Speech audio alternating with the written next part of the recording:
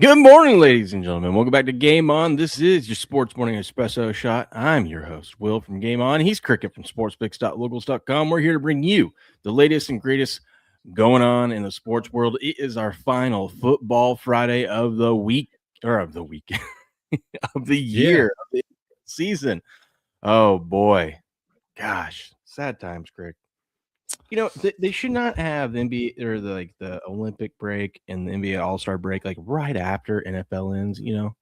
Like they're just like yanking everything from us all at once. You know, you got to slowly rip that Band-Aid off, you know? It's poor timing for sure. For sure. There. What are we supposed to do, man? Hanging out with our kids and family. I mean, what the hell? I mean, bet on that's a problem too. It's a terrible time too, because it's like, okay, yeah, now my weekends, I got more time to go do some things, but it's the middle of winter still, you know? Like, what are you gonna do? Take them out? Yeah. At least where I live, you know? I say that it was 55 yesterday. It was like, what the hell? It does this up here though, Crick. Up here, we'll get into the middle of February like we are, and it'll be like, wow, we're in the high 40s, low 50s. This is weird for this time of the year. And then March will come around. Yeah, hammer. And Mother Nature will say, "Hey, come on, man!" Mm-hmm. Kick us right in the nuts. She's got a 6 foot of snow, you know. You got 55. Dude, we haven't seen 55 in weeks. I feel like. Yeah, today's high is it's coming down. It's 44. But yeah, coming down. Yeah, I'm telling you, man, it's been rough down this way, dude. I'm over it. I'm ready to get out of here. Yeah, my wife yesterday, she texted me. She's like,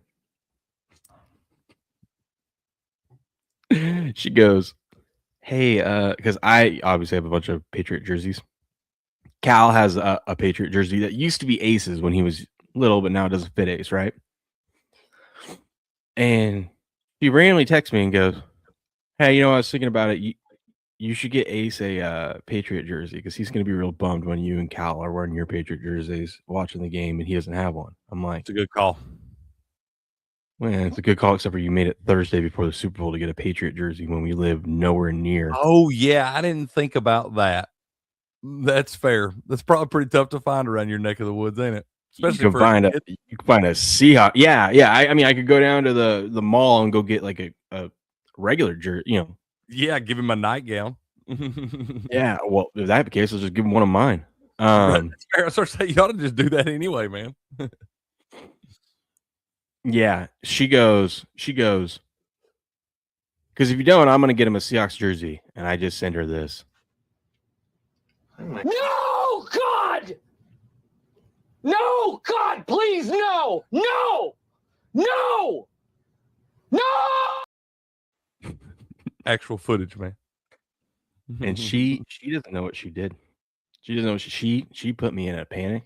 I couldn't find shit other than on Amazon a Patriot jersey that was like a kid's costume. It looks cheesy. It looks just it's not a real jersey. You know what I mean?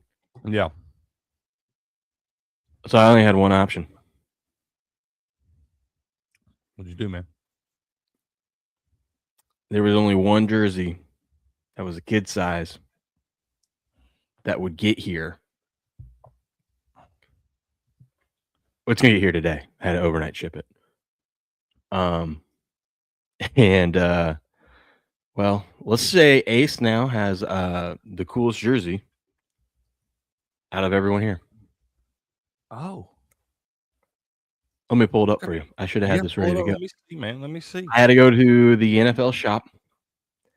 I had to go to the kids section there, as you can tell. And I had to get him this because it was the only thing that would let me ship it overnight. Dude, that's dope.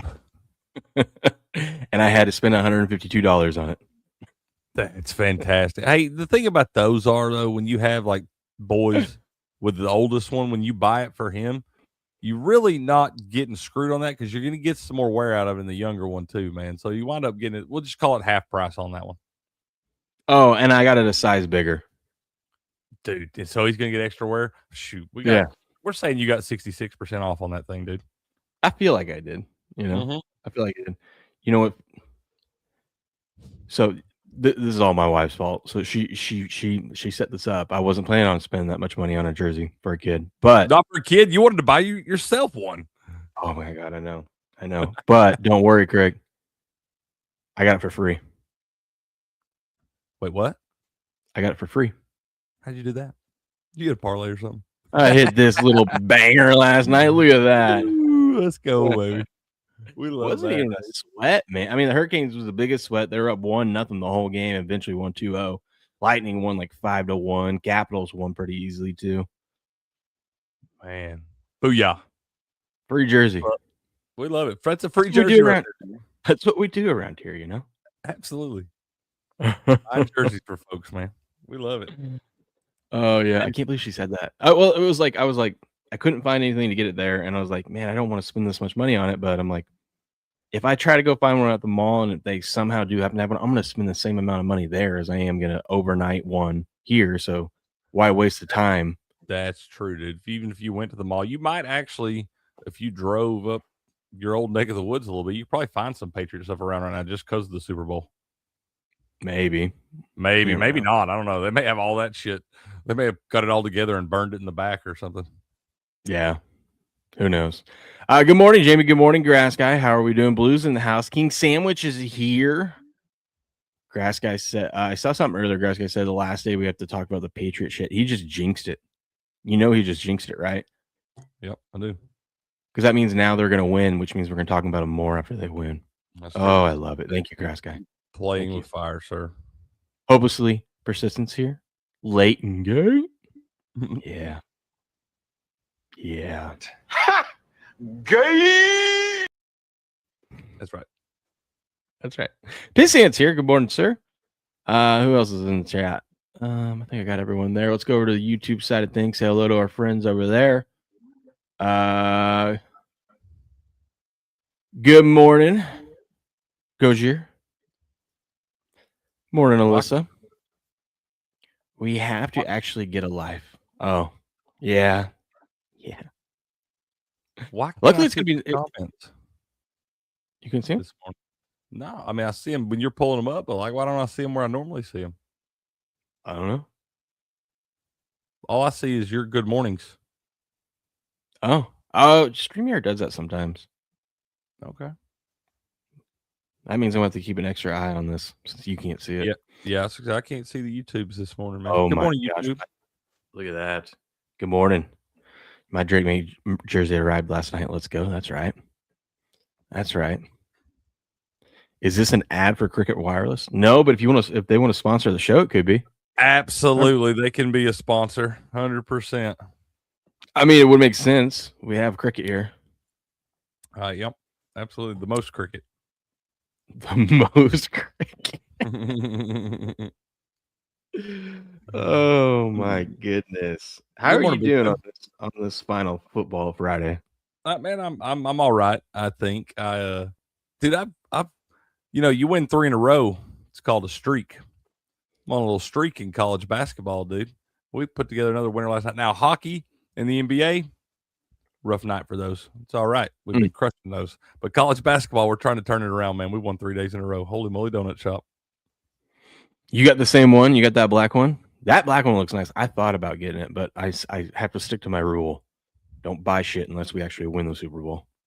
Yeah, if you have never done that, you can't start now because no, I really wanted to get a hat too. When I was looking at when I got Ace's jersey, I was looking at a hat. I'm like, that looks sweet, but I was like, you know what? I could still get the hat. The hats were kind of cool. You can get a hat, but I was like, I'm gonna wait till after the Super Bowl, win or lose.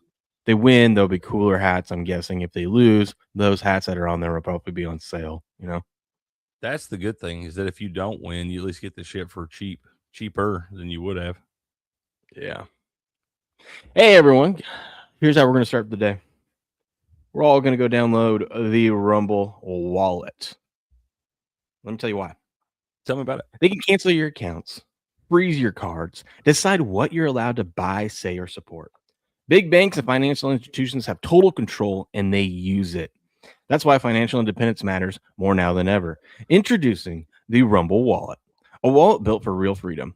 With Rumble Wallet, you control your money, not a bank, not a government, not a tech company. Buy digital assets like Tether Gold, and Bitcoin in one secure place. No permission, no middleman, no cancel button.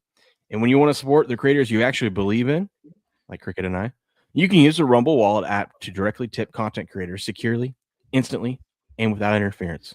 This isn't a credit line that they can shut off. It's your wallet permanently. Yours to protect your family, yours to protect your future. When the system fails, when institutions turn on their own people, financial sovereignty is the difference between security and vulnerability. Rumble Wallet isn't about politics. It's about freedom, ownership, and protecting what's yours. So take control today. Download the Rumble Wallet now and step away from the big banks for good. True ownership, true protection, true financial freedom. Booyah. Go check it out. It's pretty sweet. Leave us a tip. Just a tip. Just the tip. We had NFL honors last night, and God, we got some good clips of things. We got announced who made the Hall of Fame. We got next year's Hall of Fame list. There's some interesting things to talk about, so we'll get into that. We got to talk about the bets we won yesterday, some ones we're looking at today. Of course, we got to get into the Super Bowl bets. We got a lot to get into today, correct? A lot. Good morning, Miss Leslie. How you doing, dude? Let me before we get into sports. You talk. I'll be listening. I can grab a cup of coffee, okay? Unless good, you need me to respond. You're listening. You're listening so good. But I want to tell you about this the other day, man. So I was talking to the boys the other night, and sometimes they're with math, they might need some help because we're talking on FaceTime and stuff. So the other night, my oldest son, he had a little test and it didn't go well for him. So he was trying to look at it with me, and I was trying to show him some different things and stuff. I thought I was going to try to show him how to do some of this math. My oldest son goes to a Spanish immersion school, and every one of these word problems for math was written in Spanish. So I don't know if he doesn't know that I can't speak a lick of Spanish. Never took Spanish in high school. I've never taken a single class on learning how to speak Spanish. I can maybe count to 10 on a good day. But he had this paper, man, and every single word on this paper was written in Spanish. And then they would show you the numbers and stuff and how. And I'm like, how in the hell? I told him, I said, buddy, I'm sorry. And he's like, well, I can read it to you. And then so he starts reading it. And he actually does read. I mean, he's 11, and he actually does read the Spanish pretty good, man. But I'm like, as though math wasn't hard enough to try to for parents to help their children with. Because we know it doesn't always click. And you got to think about my situation too, like talking to them on the FaceTime and trying to get them to keep their attention and pay and me show up stuff on the camera and all that stuff. And on top of that, now I have to solve the math problems in Espanol. Wow. I have no idea how to help him. Weird. He goes to, it's like a Spanish, it's in y'all know the boys live in Minneapolis. They're up there with their mom during the school year, down with me in summertime breaks, all that stuff. But it's Minneapolis, and I don't understand anything. Are like all his classes like that? He's his whole school. It's like he's the only one that goes to this school. The three younger ones go to another school, but it's a Spanish immersion school or something. I guess this is bigger. But why wouldn't they have the option, especially like with math, to also have it in English? That's what I told him. I was like, buddy, can you turn that paper over and maybe it's in English on the other side? No, and he's in 5th grade now, so I guess by the time they get to 5th grade, you're supposed to know enough Spanish to be able to do all of your subjects in Spanish. I don't know if they know this, but like we live in America, and that's an American school. Right. I feel like you can request. I don't know. I feel like you can request it to be, because I mean, everywhere you go, they have like all the different languages for, that's the whole thing, is like we have all the options, so you can. I mean, if you want him to learn it, why don't you put it in English? That's weird. Yeah. For those of us that have never taken any of that, it's like, once again, hard enough to help your children with math homework anyway. But now I can't even read it because it's not even close to in my language. So why did he pick this school? or why was this school picked for him? Look, I can't explain all that. Okay, it had nothing to do with me. Just know that. I figured so. It was not my option. Rick, I'm gonna give you help. You can either do this, Google Translate, Okay. or you can pull up like Chat GPT. There's a free version, and yeah, you have to type it all in, but it'll translate it for you. Okay, man. That's SD was messing around with a Chat GPT last night. Steps has been sending me all kind of shit on Chat GPT. Oh, you see, yeah. Steps is like working on something. He is. I don't know what he's cooking up in the lab over there, man. But he is. I think definitely he working enrolled on into like some sort of college course or something, and he's building models and stuff now on Chat GPT. Hey, man, I hope he builds a robot that knows who everybody is. That's going to win all of the games. Well, Trevor says, it's weird. I'm in Dallas, Texas. With predominantly Hispanics, and our classes aren't like that at all. Yeah, well, listen. Hey, it's y'all got to Minneapolis. understand. That place is weird. one of the. Yeah, Minneapolis is one of the toilet bowls of America. Know that. That place, nothing they do in that fucking place makes any damn sense. Just know that.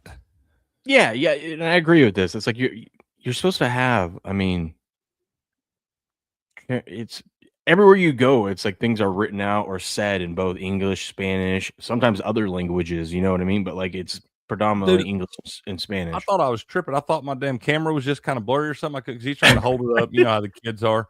They're trying to hold it up and it's moving around and all kind of stuff. And I was like, hey man, here's what you got to do. I said, go take that to your mama. Get your mama to send me the pictures of the problems and all that stuff.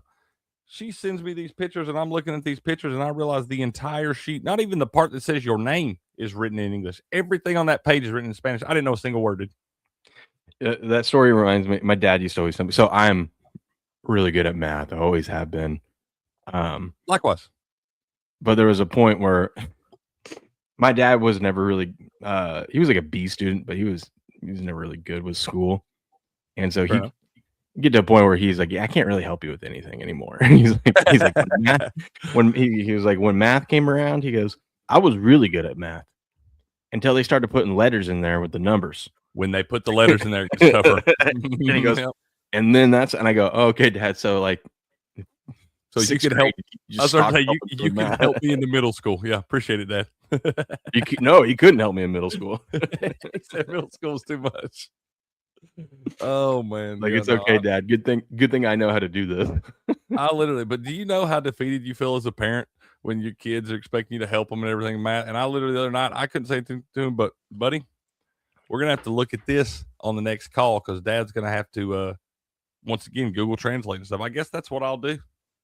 Yeah, it's gonna be kind of hard to take a photo. Well, I guess they could send you a photo of it so it's clear. But yeah, you get a photo of it and then throw it into Chat GPT and it'll translate so you don't have to type it all out. Hell, they'll probably do the problem for you, so then you can figure out how to do it. God, that'd be cool. I'll be like, do this and show me how to show my work. Yeah, and then you're really smart. I like it. It. Oh yeah, that's kind of dumb. I didn't know what to say, man. He was sitting there and I was like, is this seriously all written in Spanish? And he was like, yeah, like it was just normal. And I was like, buddy, I'm sorry, but I think you're overestimating Dad's skills here. Oh, look at this. Shout out to Cameron. Let's go, baby. When the just in case favorites parlay clears, you know you had a bad night. Took this one early. Also tailed Game On's picks and his 3 favorites. Had a baby. Good job, man. Let's go. I was on the wrong side of a few of those. I decided to get stubborn and die on that hill. Yeah, he followed the Olympic rule, the minus 130 favorites. Look at this though, dude. A little 10-1 banger. Man, this is the one where you feel like you would have wish you put more on it, you know? And I'll tell you how good that guy is, man. He even avoided the one because I did have one win last night. There was a plus money dog, and it was the Pittsburgh Penguins. So he even found a way to fade that one, man. God, yeah, what a savage. Pissing excellence. Mm-hmm. We love it, dude. Shout out to Cameron. Glad we could help out a little bit. Now we have Now we have hockey on break. Let's start. God, we got a lot to get to. We'll do it, man. We ain't got to be in no hurry. We will. I got to pull up a second screen because we're going to have to go back and forth on this shit because I started retweeting shit and not in order. So I'm all over the place. Man, I'm just now seeing all this news this morning. I didn't realize you said it a minute ago, but I didn't realize all this stuff was announced last night. What? I just didn't pay no attention to it, man. Well, let's start with the coach of the year. We had NFL honors last night, and our coach of the year is Coach Vrabel. Congratulations, Coach. Josh McDaniels also won Assistant Coach of the Year. And the Patriots just collecting hardware last night. Man, building trophy cases. Yeah, let's listen. I'll probably have to pause this a little bit, but we'll play some of it. First to all the amazing award winners tonight. You're the reason that our game is so special. It's an honor to be recognized amongst the great coaches of our league, especially. Gonna have to pause it. Sorry, this is annoying. I was saying, I don't think they'll hit me for it. It was on, yeah, but it was on like live TV, so usually they're fine. Kyle and Liam, Ben, and of course Mike. Ultimately, my name will go on this award, but this award belongs to a building, it belongs to a staff, and ultimately, it belongs to the men in the locker room who believe. What a coach! Now you see why Max Crosby wants to play for this guy, huh? I'm here He for knew it. he was coach of the year. Mm-hmm. He knew it. Yeah, I'm here for it. What? It's Mike McDonald year, botheads. Good morning. The Seattle Seahawks will kick some butt and win. Gosh, that's what everyone says. We'll see. When they couldn't always see it, and also bought in when it wasn't easy. I appreciate that and everything they do. We did this together, and I'll always be thankful and grateful to be your coach. I'd like to thank Robert and Jonathan Kraft and every. Okay, he just goes on and thanks all these people and whatnot. But congratulations, Coach. Yeah, hell yeah, you did it. I think year it was one, man. Year one. It was a tough field this year too, man. Like you said, Liam Cohen, I think, got second. You could have argued for Dave Canales at Carolina, what he was able to do. He wasn't even a finalist, dude. No, man. You got Coach McDonald, who's also in the Super Bowl. You got Ben Johnson. There was and then Kyle Shanahan, of course, too. Deserves it. Deserves to be recognized up there. I think I had a list of the voting. Where was it? Yeah. Coach of the year, Mike Vrabel got 19 votes. Liam Cohen was right behind him with 16. Mike McDonald 8. Kyle Shanahan 6, and Ben Johnson 1. It was a tough year, dude. Man, I feel like Ben Johnson should get a little bit more respect than that. Yeah, I know, right? One vote. But listen to this. Just watch this, Crick. Tell me what you notice. This is the gal announcing who won Coach of the Year. Okay. She don't know how to say his name, does she? 25 AP Coach of the Year is Mike Vrabel. Oh my God! I knew that was going to happen. Mike Vrabel. God, she was so into it too. She was all about it, dude. Are you kidding me, man? How in the hell do these people that are going to announce it? I can't say Vrabel. Like, yeah, Mike Vrabel. And then where is the A in between the V and the R there? Dude, I don't know. But then this happens. So that was the first mess up. And then watch this. Because obviously coach isn't there. That's why he had to do a pre-recorded, or he had to do a recorded thing and whatnot.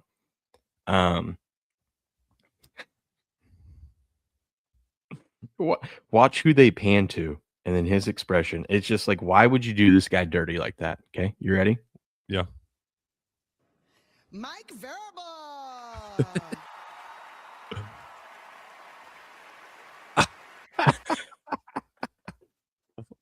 Why would you do Kyle Shanahan dirty like that, man? Yeah, man. Why is that first one you planned? There's a bunch of people in there, man. Yeah, look at him. He's like crying right there. Yeah, he's not happy. He's probably also thinking this lady is an idiot. Probably, yeah. But That why would be would you my do? thought. Look, those people back behind, like you said, people like this. That one guy like there, he is mean mugging. The other guy is laughing, telling his wife how bad she just screwed up his name. But you could go on to anyone else.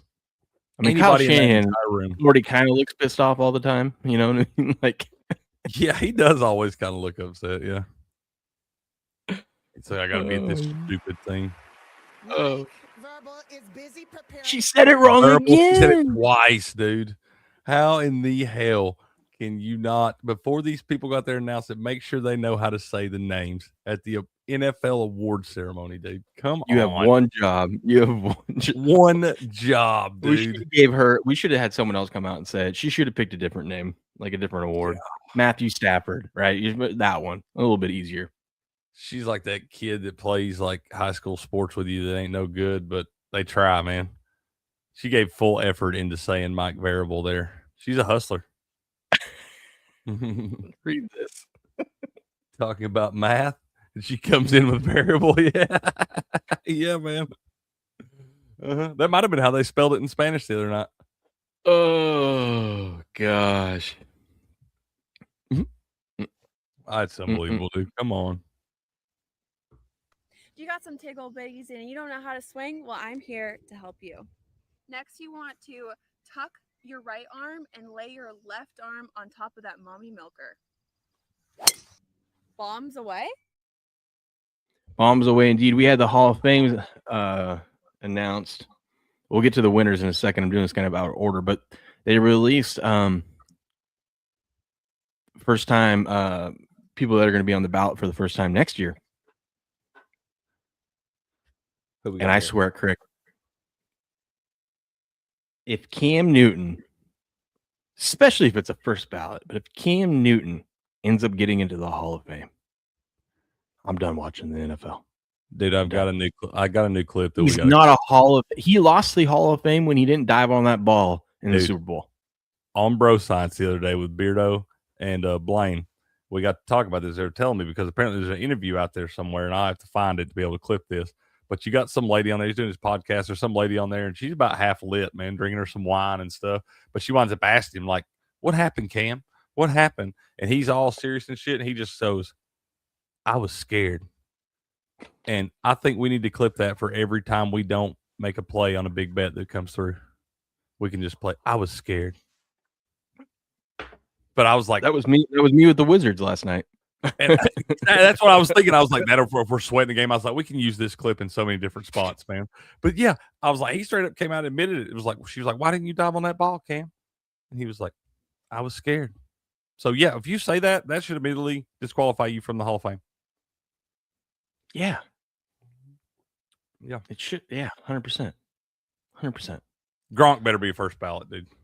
Yeah, dude. I think that this is why it's so tough. Everyone's like, "Oh, they'll get in eventually." I'm like, "No, dude. We have a really good group of people coming. Like, this is where all the guys that we grew up watching, yeah, man, are starting to become eligible." Yep. I mean, I think AP is. It's hard for a running back though. Gronk for sure is. I don't think Richard Sherman's first ballot, but he's probably going to get in there one day. He'll get in one day. Big Ben is. Big Andrew Ben? Whitworth is worthy of a first ballot. Yeah, dude. I agree. And Antonio Brown probably won't get in first ballot, but he definitely is a Hall of Famer. You go look at his stats. I don't know if they'll ever let him in, dude. He's a psycho. You've seen it reflect on that in the past with certain things you do off the field and being a jackass because they don't want that in there, man. They don't want your stain on that stuff. So I don't know if he ever gets in.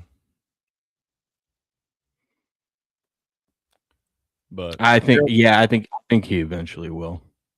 I mean, I don't know. I could totally see him rubbing people the wrong way.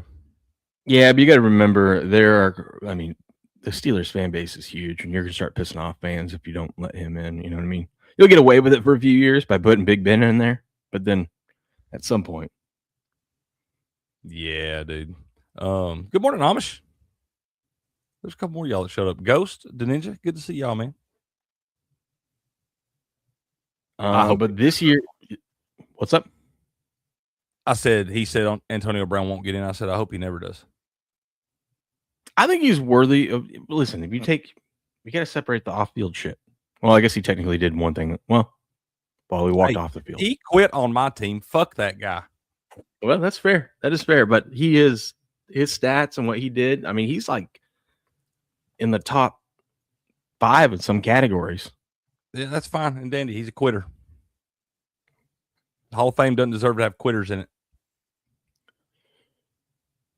And But that's the game gave him CTE. That's not his fault that the game did that to him. Vontez Burfict gave him CTE. That's what I'm saying. You can't blame him. That, whatever. I am. He quit on my team. He's the only player I've ever seen walk off in the middle of a game. I know people retired at halftime and shit, but they kept their ass in the locker room. This motherfucker walked off in the middle of the game. Fuck that guy. Well, here's who got in this year. Drew Brees, Larry Fitzgerald, Adam Vinatieri, Roger Craig, and Luke Kuechly. What did I tell you, Cricket? They were going to put Kuechly in. I told you. They should have put Kuechly in. They should have done that, man, because that guy would – I mean, he would have been in the top 5 linebackers of all time if he wouldn't have had to quit the game. Yeah, I knew that. Everyone's like, well, he had too short of a career. And I'm like, well, there's going to be that sympathy vote because he decided to do the healthy thing because it was becoming too much. And this is he quit when we were pretty much at the peak of the whole CTE concussion stuff, right? And that's why he had to quit. And they're going to reward him for doing the right thing. And let's be honest, his numbers were insane. Dude, that was a tackling machine, bro. I'm telling you, I loved watching that guy play the game. But yeah, and it's saying you imagine what that would be like having your career cut short like that when you are at the top of your game, and that's not an easy decision for that man to make. And I'm telling you, Luke Kuechly would have been a top 5 linebacker all time if he would have been able to continue playing. I definitely think he belongs in the Hall of Fame. I'm most happy for Adam Vinatieri. Not just because he was a Patriot, but that guy deserves to be in the Hall of Fame. 100%. Dude, now that after I watched that game a few weeks ago in the snow and the field goals and how that did and the way he was able to do it, bro, I'm telling you, man, put him in there. God, we are synced up this morning, sir, because I was going to just pull this up and show you. Now we know how great of a kick this was. Absolutely. After watching these playoffs, I feel like people were like, oh, God, look how hard that is to kick in that. Yeah, let's put him in. Yeah. I'm here for it. This will be a 40. We gotta turn the volume up, but look at this. And he missed. What did he say? What did it say? Missed 4 of the last 5 field goal attempts from 40 to 49 yards. So he had been on a little bit of a stinker. He had probably been kicking in this shit for 2 weeks. This is the AFC Championship game. Yeah, this was he'd been playing in bad weather games for probably 3 weeks, man. That's why he had struggled a little bit. So then this is everyone's favorite game, the Tuck rule. Oh yeah. Without a doubt. Season on line to go to overtime. See, it wasn't even guaranteed they were going to win this game. Right. It's just to keep it going.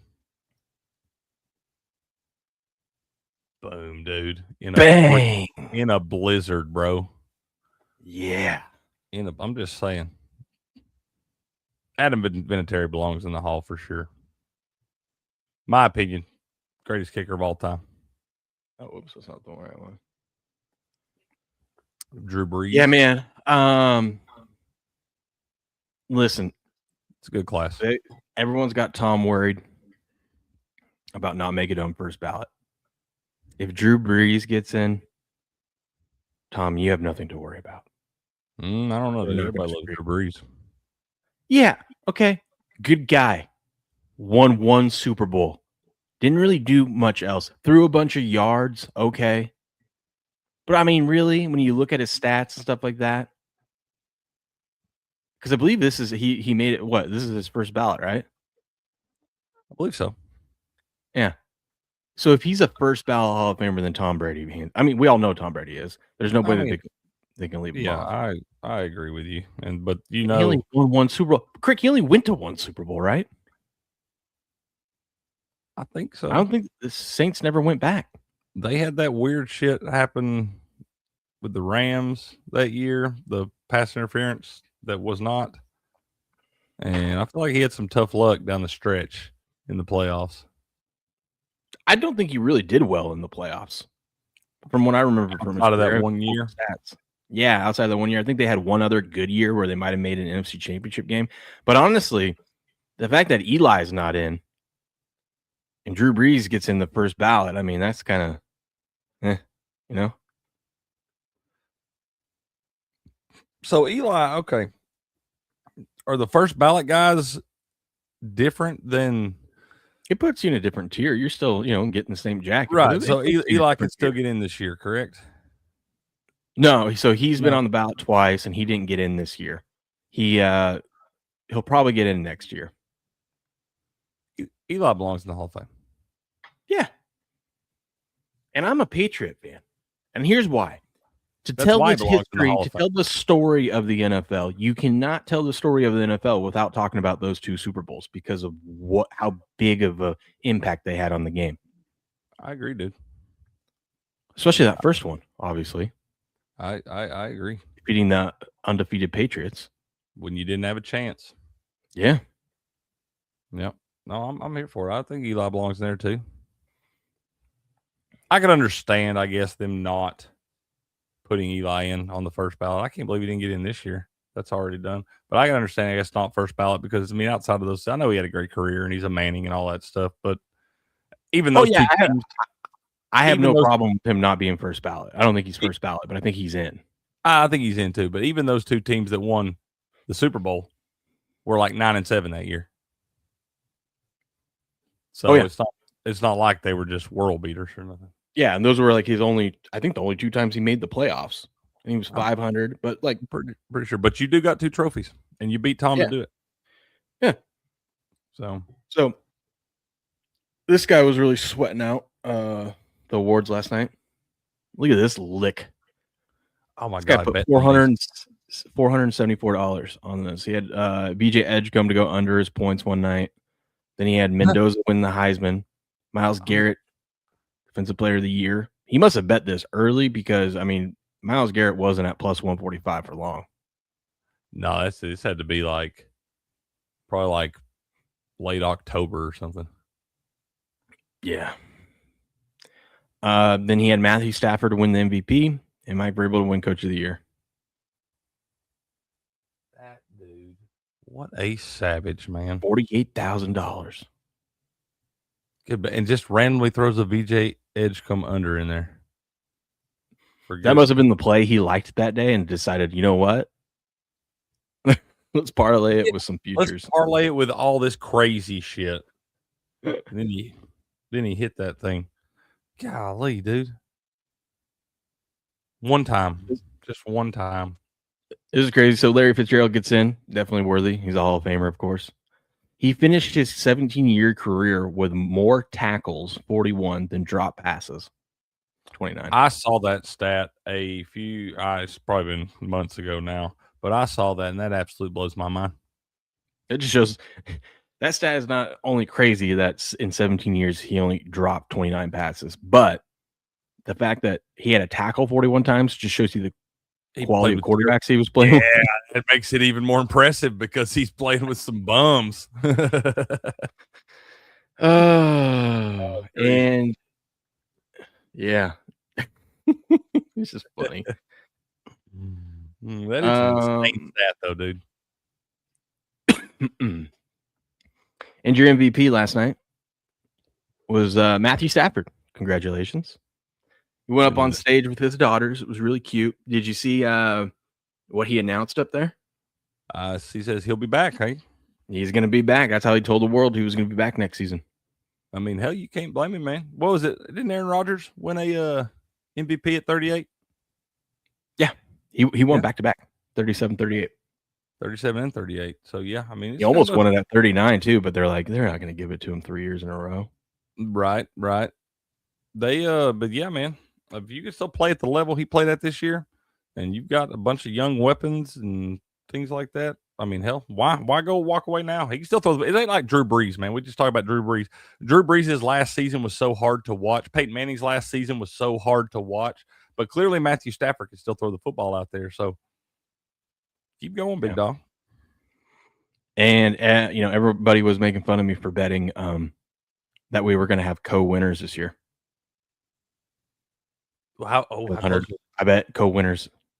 Look at that. Matthew Stafford 24, Drake May 23. 23. Oh my God, dude. Oh, so you couldn't even have. Oh wait, I guess you could have. There was 3 other people. Yeah, I guess you could have. Who were the other 2 votes? Josh Allen got 2, which I'm fine with. Because I mean, I understand why some people might think that Josh Allen was a MVP. I'm surprised Christian McCaffrey didn't get any because that guy. Josh Allen's always an MVP candidate. Yeah, I don't think he deserved to win it this year, but I'm not mad at anyone for Right. They're the reason why the Bills got to where they were. Straight up, somebody that didn't want to pick between Drake May and Matthew Stafford, they're like, I'm just going to give it to Josh Allen because I know he don't have a chance to win it this year. I'm not mad at it. The one that everyone's upset about is Justin Herbert got 1 vote. Why? We don't know. I saw one guy make the argument that because he was playing behind a busted up offensive line and they ended up, going to the playoffs and whatnot. Oh no, that person should have their vote taken away.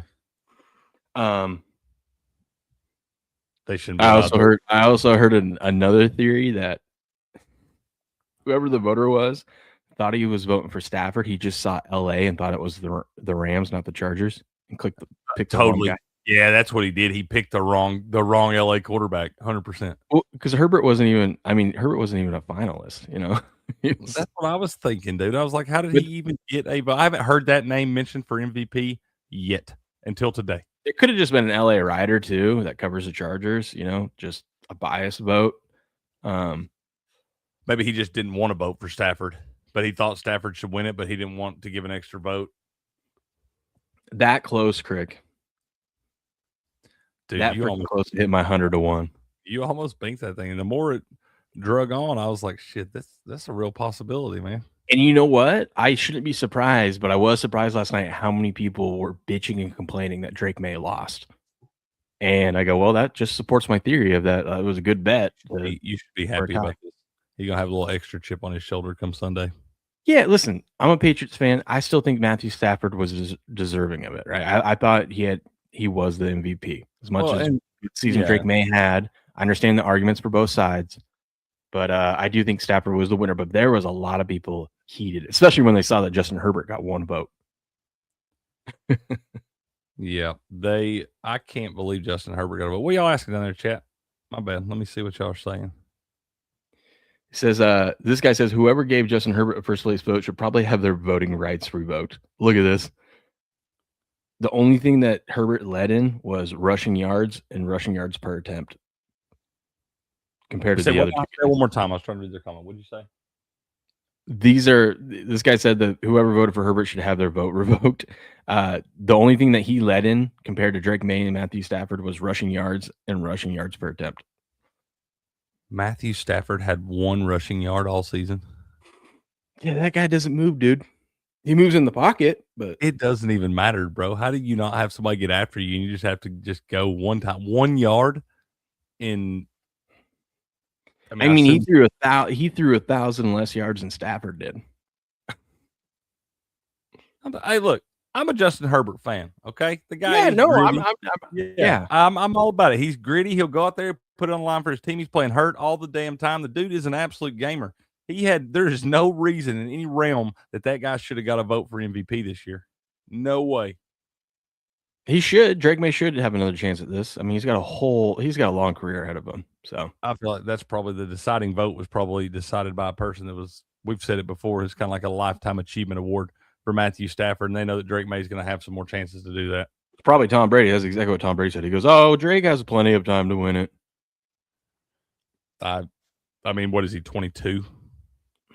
23, I think. Either way. Yeah, but I saw a lot of people that are like, first they rob Bill, then they rob Kraft, then they rob Drake May of an MVP, then everyone picks against us in the Super Bowl. It really feels like a Patriot bias, and I'm saying good. I'm here for it. Let them doubt us, because guess what? You know what they can't do? They can't stop us on Sunday. Only we can stop ourselves. True. It's true. It's true. Hey, the Ninja, if you're asking me, I think you're saying you won some tickets to the game. You got complimentary Columbus Blue Jacket tickets for taking a survey, but I got to pick a game versus Kings, Rangers, Hurricanes, Panthers, Predators. What do y'all think? I would take the Panthers, bro. Go watch the champs till they ain't. If you got a chance to go watch the Panthers play, but hey, if you do that, Ninja, you got to get me one of these game pucks. They're like $9.99 or something. I'll send you the money for it and everything. But if you go to that game, I want y'all to do that. And I've told y'all, go to the hockey games, get me one of them game pucks. They're $9.99. Got the teams on it, got the date. I'll send y'all the money, but I'm gonna build a wall with those damn things, dude. But I'd go to the Panthers game. Look at Miss Leslie with some advice for him. God, she knows. Parking Mill Avenue Garage is the easiest to get out after the game. Trust me. Okay, fair enough. Neal Avenue Garage. Don't forget that, Ninja. That's the spot. I freaking love hockey. I'm so bummed. I mean, I know we're going to get Olympic hockey and everything else, man, but I am so bummed the NHL is on a break for like 3 weeks. I know. It's going to be a bummer. I agree with Hot Fots. Good morning, Hot Fots. He says they need an LVP, least valuable player award too, and shame the shittiest of players. I nominate Geno. No, because then we'd have to talk about Shadur Sanders again. No. Let me think about this for a minute. Who was the biggest bum of the year? Man, if you want to talk about as far as like projected stats go compared to what they did last year or whatever, you could totally put Saquon Barkley on that list. Biggest letdown? Yeah. It would be. Couldn't say least valuable player, but yeah, biggest letdown compared to what they were expected to do. Saquon would have to be on that list. One of the bigger awards last night. Bobby Wagner won Walter Payton Man of the Year. Congratulations. Hey, man, good. That's good for him. That's kind of a lifetime type achievement award too.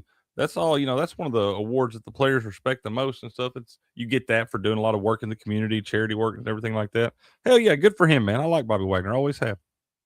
Yep. Here's a list of your winners. So Matthew Stafford MVP, Offensive Player of the Year was JSN, Defensive Player of the Year was Myles Garrett, Offensive Rookie of the Year. Dude, the betting markets yesterday, I can't believe I didn't think about this. People were so stupid. I can't believe I didn't hop on this.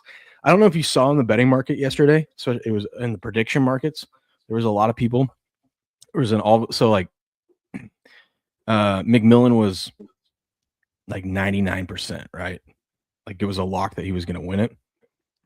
All of a sudden, Tyler Shuck, who was sitting at like 2%, jumped all the way up to like 24% on Calci. Oh my God. Because should have cashed that out anyway if you bet it.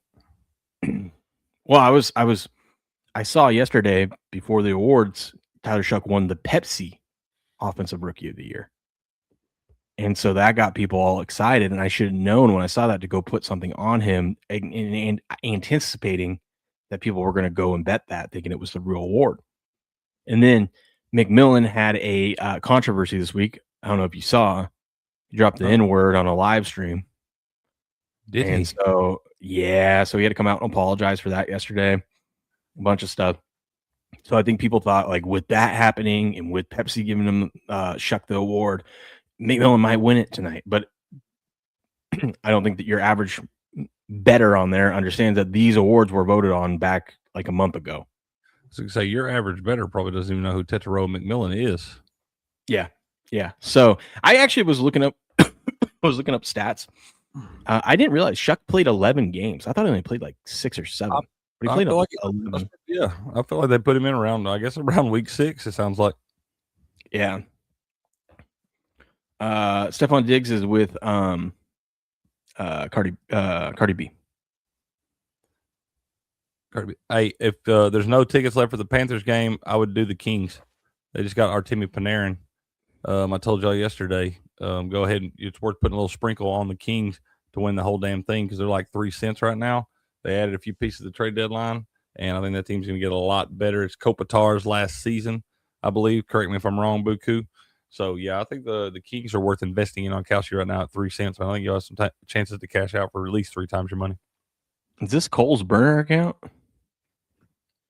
Go Bills. We'll have a stronger team next year, especially with Zachariah Branch. That's who you think you're going to get, man? That's the stud from Georgia. That ain't something. But your defensive rookie of the year was Carson. How do you say that name? Who? Where is it? Schwesinger? Schwesinger, yeah. Carson Schwesinger. Who the hell is that? Is he? I was gonna say, I don't know. I'll know. I think I looked this up the other day. He's linebacker for the Browns. Browns, yeah. I was gonna say That's that's a Browns player that had to make 1 million tackles this year because the rest of the team fucking sucks. That guy and Myles Garrett made all the tackles. Oh, coach of the year, Mike Vrabel. Assistant coach of the year, Josh McDaniels. Comeback player of the year, Christian McCaffrey. Deserving. What's POY? Punter of the year, maybe? Is it Crawshaw? Joe Thuney. Oh, I don't know what player. I don't know what POY, whatever it is. Joe Thuney is a guard for the Patriots. So let's see. I don't know. Let's see. Oh, that's stupid. It's offensive player of the year. It's a what? No, it's not. POY? No, because the offensive player of the year was JSN. It is the Associated Press Offensive Player of the Year, the OPO and That's the OPOY, which was JSN. And DPOY. It says. Yeah, that's what is POI. What award did Joe Thuney win last night? It says other organizations like the Pro Football Writers of America also issue their own Player of the Year honors. So I guess maybe it's just it's Protector of the Year. That makes more sense. Protector of the Year. Okay. And he why couldn't they just do? He plays for the Bears right now. I was like, yeah, he's not on the Patriots anymore. Why couldn't they just? They pulled up a Patriot photo of him. That's why I was like, Thuney's not on our team anymore. But Protector of the Year. Why can't we just call that the LOY or the OLOY? The offensive lineman of the year. Big man of the year. That works too, man. POY. Yeah. That's weird because it seems like player of the year. You know. It's immediately what I thought. I was like, maybe punter, list the position. I don't know. That's why I was asking who won it, because I was like, the punter of the year should have been that guy from Denver. Protector of the Year, it's a new award. Oh, okay. Gotcha. Well, that makes me feel better then. At least we're not completely dumbasses. I hope you guys are good next year, because it's going to feel that much sweeter when my Patriots whoop up on you. King Ultimate Force. Glad to see you in this morning. Okay. And then your Walter Payton year, man of the year was Bobby Wagner. So I don't have a problem with any of these. I don't feel like anyone got robbed.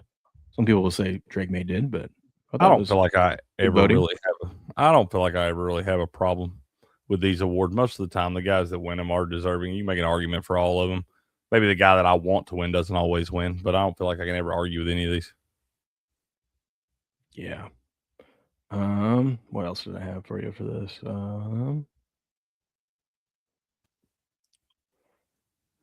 Good morning, Matthew. Good to see you, buddy. Patriots wide receiver Kayshon Boutte revealed that he's planning on starting a foundation to help with awareness for gambling addiction. Oh, God. I'm glad that's the GIF you put on there. It's what it deserves.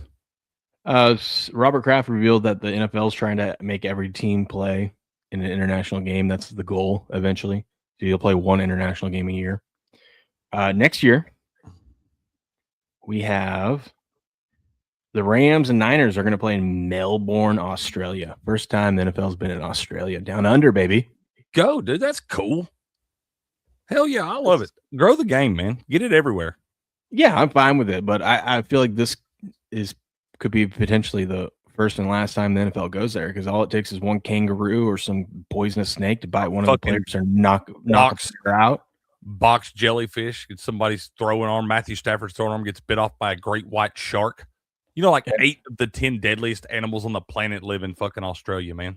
Yeah, y'all have Puka walking around, touching some lizard he's not supposed to touch. Absolutely. Probably licking it. Kangaroo comes up and knocks out Brock Purdy. It wouldn't be hard to do. Well, you're sending the worst team there. You're sending the Niners who get injured for on any given It's true. day. They can have some random injury. Now you're going to send them to Australia? Yeah, dude. No kidding. Just saying, bet the Rams. Yeah, place your bets now. Stafford's coming back. Place your bets. Yep. Bet the Rams. We know who the quarterback is. Lock it in. Oh, man. Hey, Crick, I told you, man. I freaking told you guys. I hope you guys, I know some of you crazy lads out there bet it, but I hope you guys, some of you guys went even crazier with it. But did you see who's in the top 5 of the Waste Management Open? Pearson Cootie. Pearson Cootie's tied in 3rd, baby. I synced it, bro. I checked it last. I said just take him top 20, just take him top 20. That's all you got to do. Listen to this. It's early on in the season, but we might be solidly fading every golf pick I had this year. I decided yesterday, Grass Guy was laying out a few bets he had for us on Creek's Corner, and I was like, all right, man. I was just looking at it, trying to find. I was like, best bet of the tournament, Brooks Koepka, top 10. I want you to see where Brooksy is on that list. Oh, I know where he's at. He's down there. Like 119th or something. He's like +4. Yeah. Bo Nix would break his ankle run away from a kangaroo. Probably true. Then it just said it was my ladder, Will. At a baby. Now, listen, it's just one day. He's got to follow it up, but I just needed him to place top 20 and to make the cut for some of my contest picks. So I'm looking good there. But freaking in those contests, so in one of the contests I'm in, you have to pick 4 guys and you can use them as many times as you want. So you pick 4 guys, the amount of money they win gets added to your total, right? The whole season long. And I have been fading Scotty Scheffler. This is not Adam's brother. This is Scotty Scheffler. And because I'm like, everyone and their mother's going to have Scheffler in there, so I better make him one of mine. And he's the heavy favorite to win it.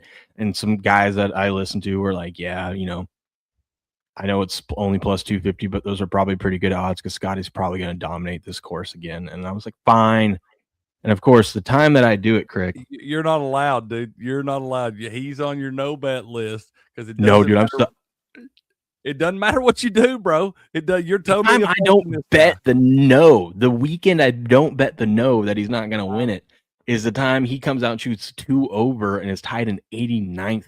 Now, I mean, he's probably going to make the cut, whatnot, but I'm really rooting for him not to make the cut. The other guy that I put on there, which I had this talk with Eric, he's like, we got to bet him. Got to bet him top 5. This is his year. Look how great he's playing right now. I'm like, yeah, but he always shit the bed when I need him. And of course, I put Siwoo Kim on my damn card this week too. Siwoo Kim shot as good as Scotty Scheffler. If you would have told me before the first round that Siwoo Kim would have shot as good as Scotty Scheffler did for the first round, I would have said, we're cooking. You would have felt really doing good. Great. Really, really good, bro. Yeah. Siwoo Kim and Scotty Scheffler are 100% on your. I bet Scotty is a huge fan of the show and he decides how he's going to play based on what you say. 100%. Yeah, but Brooks Koepka is at +4, tied in 116th. Did you? Yeah. Yeah. Got a chance. Got you telling me there's a chance. Oh, man. I'll tell you what.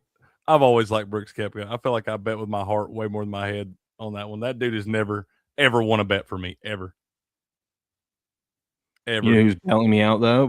Pearson Cootie's bailing me out. And then my guy, Hideki Matsuyama, is tied in 13th. So I got him on the card. I got a sleeper for you, too. A guy that no one was really talking about. And I can't even say his name. Heath Tigala. I just need this guy to top. I got plus money on this guy to top 40. I think you actually said his name right, man.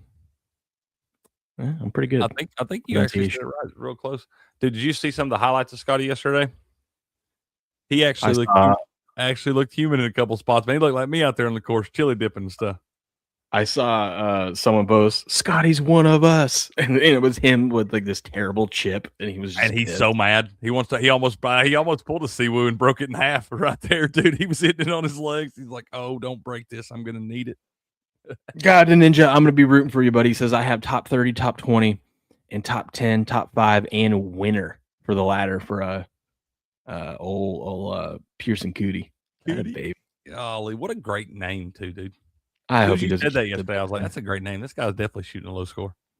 Yeah, but I mean, there's not really many common names you would think to see at the top. You know, I mean, Fitzpatrick maybe, but all these other guys, I feel like for those contests, these are not guys people were picking. No, I didn't recognize a lot of those names at the top. Yeah, I mean, you got Matsuyama there at -3. Who's another big name on here? Max Homa, Victor Hovland, Jordan Spieth shot 1 under. Who would have thought shooting 1 under would have been good yesterday? What is the Cam leader? Young, -8, but Oh shit, -8, -6, and then guys tied at -5 for third. So I mean, that's a good grouping. yeah, oh yeah. God, look, this guy was pissing excellence yesterday. He started on hole 10, and he shot 6 under in his first 9. Hey, eagle. That'll happen when you eagle hole the second hole of the day. Yeah, but to have a bogey free and you get what, 6 birds and an eagle, man, that's crazy. So you said he started on hole 10, right? Yeah. God, he went in his first 5 holes, he went eagle. He parred the first one, then went eagle, birdie, birdie, birdie, par, and then birdie. Dude, no, he parred the first. He parred the first 3. Oh, okay. Oh, so that's hole 12. Okay, either way, dude, that's a hell of a stretch right there, bro. Dude, that's a hell of a. I tuned in when he was just finishing up the front, and he had just finished hole 1 for his back 9, right? And I was like, holy cow, this guy is on a tear, man. Dude, he ate his Wheaties yesterday. Absolutely. It's gonna be interesting to see what happens today. I'm just glad that we got our Pearson Cootie bet looking good. I just need him to make the cut. If he doesn't top 20, that's fine. That's really the only reason I checked that score last night is because I saw that Scotty was having such a bad round.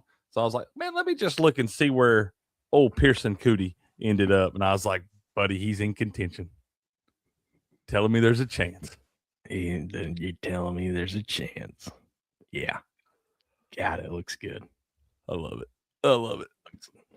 We'll see what happens today. We'll keep an eye on this Waste Management Open all weekend long. Weird they do it on the Super Bowl weekend, but does it always work out like that? I guess it's somewhere. It's usually around it. I don't know if it's always is, but that's not the one I meant.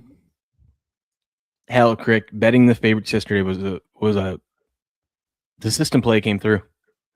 It did. Just take the favorites, man. I mean, like you said, there was one dog. Other than that, hey, I do want to say something about this. Y'all didn't know this earlier. You're saying like new system play before the breaks.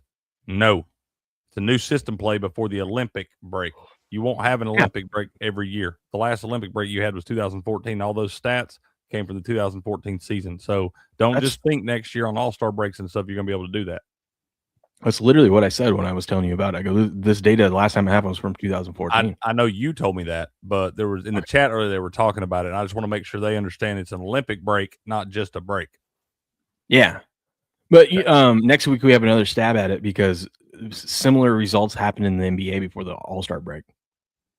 Maybe it's just a thing. Something weird. It's something weird. The favorites just like they turn it on when they know they got a week off coming. Yeah. I don't know. I mean, it worked out. It came through the last 2 days. It came. I don't remember what the exact percentages was, but it was real close to whatever you said it was in the beginning. We had 2 losers the day before, but one of those I think we don't count because I didn't realize it wasn't that team's last game. You're supposed to do it with their last game. But whatever. You give it 2 losers. We had 1 loser yesterday. Other than that, all the other ones won. So, I mean, you're still looking at a good percentage, 75%. Yeah. Talk about these games for a minute. I'll be right back. Okay. We did find one winner on the ice. I was not on the little -130 favorite. Y'all know I don't like to lay that juice on that stuff, but hell, looks like you could have took most of them on the puck line and really got you some good value in those spots. I know the Penguins, they were the only one that came through for me last night. They were Adam, a small dog, +105. I only put a unit on the dumbass cricket. And I believe the Sabres. I believe they were favored. I think that one might have been around -110 both ways on that one either way. But then the Hurricanes were definitely one of those spots. I think the Senators wound up flipping to one of those spots. Actually, they might have already been there yesterday morning when we were looking at it. So they came through. I know the Lightning, I was on the damn other end of that one. I had the Panthers. I knew I was in trouble on that one because the line came down yesterday and I bet it at +154 because it already come way down against the money. And I bet it then and it moved back out before puck off and then it got back out like +180. And I was like, oh no, I am in trouble in that one. Yep. That's the only one game went over in the hockey. Maybe we need to look at the totals. I have not been doing well on totals in hockey. I've really kind of been leaving them alone. Oh, Buku had Penn Sabres. Both teams to score first period. Winner, 3-unit play, man. Let's go. A little 2-1 after the first. Good find, Buku. Miss Lady said this worst time for CBJ to go on a break. Yeah, they have been on an absolute tear. What are they, like 11-1 since the new coach boost, I guess, as they fired the manager, and now they got a new one in there, and they have been on an absolute freaking tear. Did you say only one game went over last night? That's what Ghost says. I mean, it looks like it based off these scores. I'm so glad. No, it would have had to have been 2 because the Penguins Sabres was 5-2, and then Panthers Lightning was 6-1, so it would have had to have been 2 of them go over. I was going to blindly bet every game over last night because I was listening to a theory about like, it's right before the break. Maybe these guys try a little hard, but also that maybe they play a little loose and they just kind of, get some scoring. I'm so glad I didn't. Yeah, dude. Just think if you would have bet it in the Golden Knights Kings game. It was 4-1 after the first period. They didn't score another freaking goal, dude. It went under 5.5. You could have got the end game under 5.5 for probably like they wouldn't even offered it to you when it was 4-1. They'd have to give you like 10-1 on that. It'd have to be better odds than that. I'd have to get 20-1. There wasn't going to be a goal scored the rest of the game after the first period, after they scored 5 in the first. Hockey's insane, dude. There was one of these games. I think it was this one. Yeah, it was. So I made my first goal scorer bet. I put $20 on Aho and $20 on Shivnikov or whatever. Svechnikov. Yeah, and but I was looking at it. No, I didn't put Shivnikov. I put Aho and however you say his name. I like having you say the hockey names. This is fun. So I was looking, he's their number 1 scorer. There was whoever the number 2 scorer was. When I was looking at it before I placed the bet, I go, you know what? I should go with the number 3 scorer. Dude, and put it all on that guy. But I go, nah, I'm just going to take the top 2 guys. Screw it. And I took the top 2 guys. Of course, it was Shevnikov who gets it. And he was the 3rd on the list. The guy that I was like, I should put it on him. Fuck. Didn't do it. I'll tell you, it would have been 20-1, dude. In certain games that you think are going to go under, where you think it's going to be a lower scoring game, look down that list a little bit because you want to look at the guys that are on like the 2nd and 3rd lines coming in. Don't necessarily look at the favorites because it could come out, especially in a lower scoring game with 2 good netminders, man. It could play kind of stalemate for a little while, and you'll wind up seeing somebody score late in the first period. Be one of those dudes on like the 3rd or 4th line, and you'll get like 35-1 or better on those guys. Well, and then here's what I got scared off of it, and I wasn't able to place the bet anyways, but I was thinking about it because I was driving home from work, but I was going to place it beforehand in the Knights game, Vegas Knights game. You could have got 15-1 on Jack Eichel to score the first goal. Fuck Jack Eichel. I know, but I got scared from losing the other one. I said, nah, I'm not going to do it. And of course, Jack Eichel goes. It don't matter if you'd have bet him. I bet not a single person on the planet bet Jack Eichel to score first goal last night because if you'd have bet him, that bum wouldn't have done it. Well, I was even thinking about because I was going through his game logs and I'm like, games that they've won over the last 15 games because the Knights went on like a 5-game losing streak before they won these last 2. And I went through like looking at the ones that they won. Jack Eichel had scored the first goal in like all those games, and I'm like, they're heavy favorites or not heavy. They're favorites tonight. I'm like, you know what? He scored the first goal last night. Who says he can't do it again tonight? And I didn't do it, but I was going to bet him at almost 2-1 that he would score a goal. I almost placed that bet too, man. You should probably bet that We guy. need the that rest of the way. clip of where I got scared. He was leading the NHL in points for a while, and I have talked. He's probably a huge fan of the show because I have talked so much shit about that guy for almost an entire year now, and he has absolutely been on a freaking tear. But I promise you, I could bet him the next time he plays, and that motherfucker wouldn't lace up his ice skates. Make sure Will doesn't host the NHL award show. The winner is cuts nuts off. Yeah, it's fun. It's kind of like Will naming the starting pitchers in baseball, man. Oh God, bro, that's coming up here soon too. It's not long. Oh, if you guys want a good laugh, tune in during baseball season when we go over the lines for the games, and I have to pronounce pitchers' names. Mm-hmm. It's fantastic. Worth the price of admission. You say Kikuchi, I say Kikuchi. We all say Kikuchi. We all say Kikuchi. Yeah, I'm gonna get into this. Dude, you can get really good value on some of these first goal scorers. Dude, they are. They're all like 15 to 20 to 1. I start to say at least, even on the nights where you're going to have one that expect a lot of goals, like at the least you're going to get 10 to 1 on the favorites.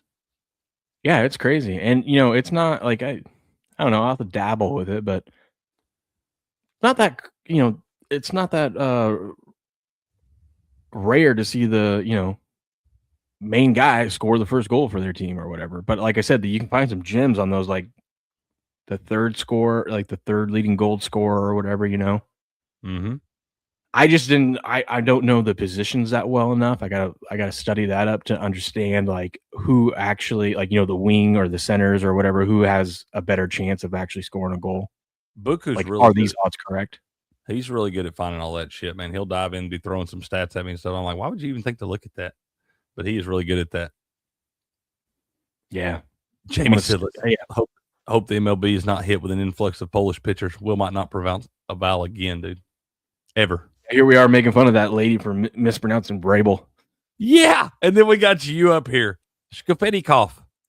Mine was a little tougher, and also I didn't know I was going to say that name. She knew all night she was going to say Brable. That's true. Okay, okay. In your defense, that when you were put on the spot, and she had all night to prepare for that. Yeah, Mike Variable. Mike like Variable. That's like the Philly mayor spelling Eagles, man. Eagles. Mm-hmm. I will give her credit though. She said it with confidence. And she said it twice with confidence. I mean, if you're gonna bluff, you gotta act like you believe it. If you don't believe it, why should anybody else? Dude, I am so mad at myself. Talk about scared bets. You know how I've been loving to take, like, move the line and take the dog and move the line, and or take the dog outright in the NBA lately because we've had such up and down. Like when you see an upset, it's not a close upset, it's a blowout the other way, right? I kid you not, Crick, the only game I was looking at in the NBA, I didn't end up betting anything, but I was looking at the Wizards Pistons. Pistons were like 13.5 point favorites. I was thinking about taking Wizards money line. I feel like there's a freaking double-digit dog like that wins the NBA every night. That's what I'm saying. That's why, every night. You just I did place a bet, by the way, dude. I placed a couple bets. I want to share with you. Steps is gonna be mad because I haven't texted him this yet, but that's why I got tuned into the show.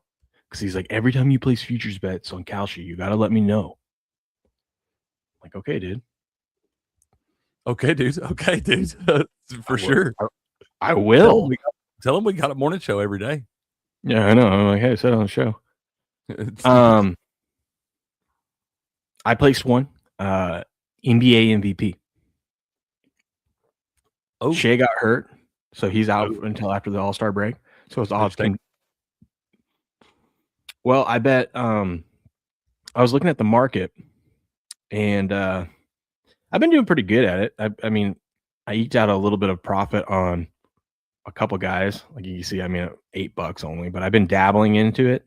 I eked out a little profit on Kate Cunningham. I took Luka, just 100 shares for now. I was just kind of seeing, now it dropped down, so I'm going to probably take him some more. But if you go look at Luka, because he's the second favorite. Now, Shea's not going to miss. Shea's going to. Shea can miss like I think 16 games No, he can miss 15 more games to still qualify. So Shea's played in almost every game this year. So it would have to be a catastrophic injury for him not to qualify. But I was looking at the Lakers. It's just like an abdominal strain. Yeah, I mean he's only going to miss a couple games. I guess Luka must have got hurt last night or something like that. What happened to Luka? Maybe that's why we're getting better odds on him. But I was looking. Look at Luka. When you compare Luka and you compare SGA, Luka is leading in all the categories. He's first in points, second in assists in the league, and then 25th in rebounds. But I mean, he's not really expected to get rebounds. 71st in field goal percentage. But I mean, he's leading in points and assists. Hammy. Oh, he'll be Lakers fine. star Luka Doncic limped off the court late in the second quarter and was ruled out for the rest of Thursday's game. Says initially described Doncic's injury as a left leg soreness, but head coach Eddie Riddick said Doncic will undergo an MRI on his left hamstring Friday. It's okay. We're going into the All-Star break, so he'll miss this week of games. Not a big deal. So he'll have 2 weeks off and only miss like 2 games. Man, I almost wondered this shit. I'm like, all the big dog, the studs, the guys that were going to be playing. I'm like, maybe you just didn't want to play the All-Star game. Maybe you just wanted a little vacation. Maybe. Seems easy to say. Either way, I think, dude, if you look, he's leading the league in points. He's second in assists. I feel like it's going to be closer than SGA's at 67 cents. Luka's at 6 cents. The second favorite is Jokic at 21 cents. Jokic can only miss like 1 or 2 more games. And I know he usually plays every game, but do we really think Jokic is going to play every game down the stretch? I mean, if he can, he will. That guy's a gamer. But at the same time, if they get back close to playoff contention and stuff like that, there's going to be spots like if they can't advance their seed and shit, well, they'll rest him at the end. What is who else on that list? It's SGA is a huge favorite. Then Jokic is right behind him, which I don't doubt Jokic is obviously worthy of it. And Luka's your third favorite. Cade Cunningham is your fourth favorite, but he's at 5 cents, so 20 to 1. And then Victor Wembanyama is your fifth favorite, but he can only miss like 3 more games. I wouldn't bet that one. No. And then I have some on Jaylen Brown as well, but I bet that like a month ago. The other ones that I bet, when you go to Defensive Player of the Year, I bet more on the no on Wemby. They keep piling on Wemby. Because listen, he is the best defensive player out there, but he's not going. I don't think he's going to play enough games. He can only miss like 2 or 3 games, and then he doesn't qualify. And I know they've been doing this where they play him just 20 minutes, so he qualifies for that to count as a game. This dude is going to go through. We're not rooting for this, but it's highly likely he's going to have some sort of injury second half of the season that keeps him out. I'm not saying a major one, but it's going to keep him out of some games. I mean, I feel like hell, they've been training this kid since birth to be built for these moments. Like, it's just, I don't know. I've been wondering more and more about Victor Wembanyama. Keep you up at night? No, not that bad. Not yet, anyway. But I'm just wondering if Victor Wembanyama is going to be what they think Victor Wembanyama is going to be.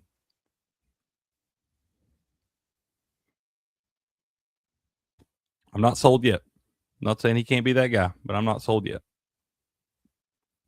How many games have they played? They played.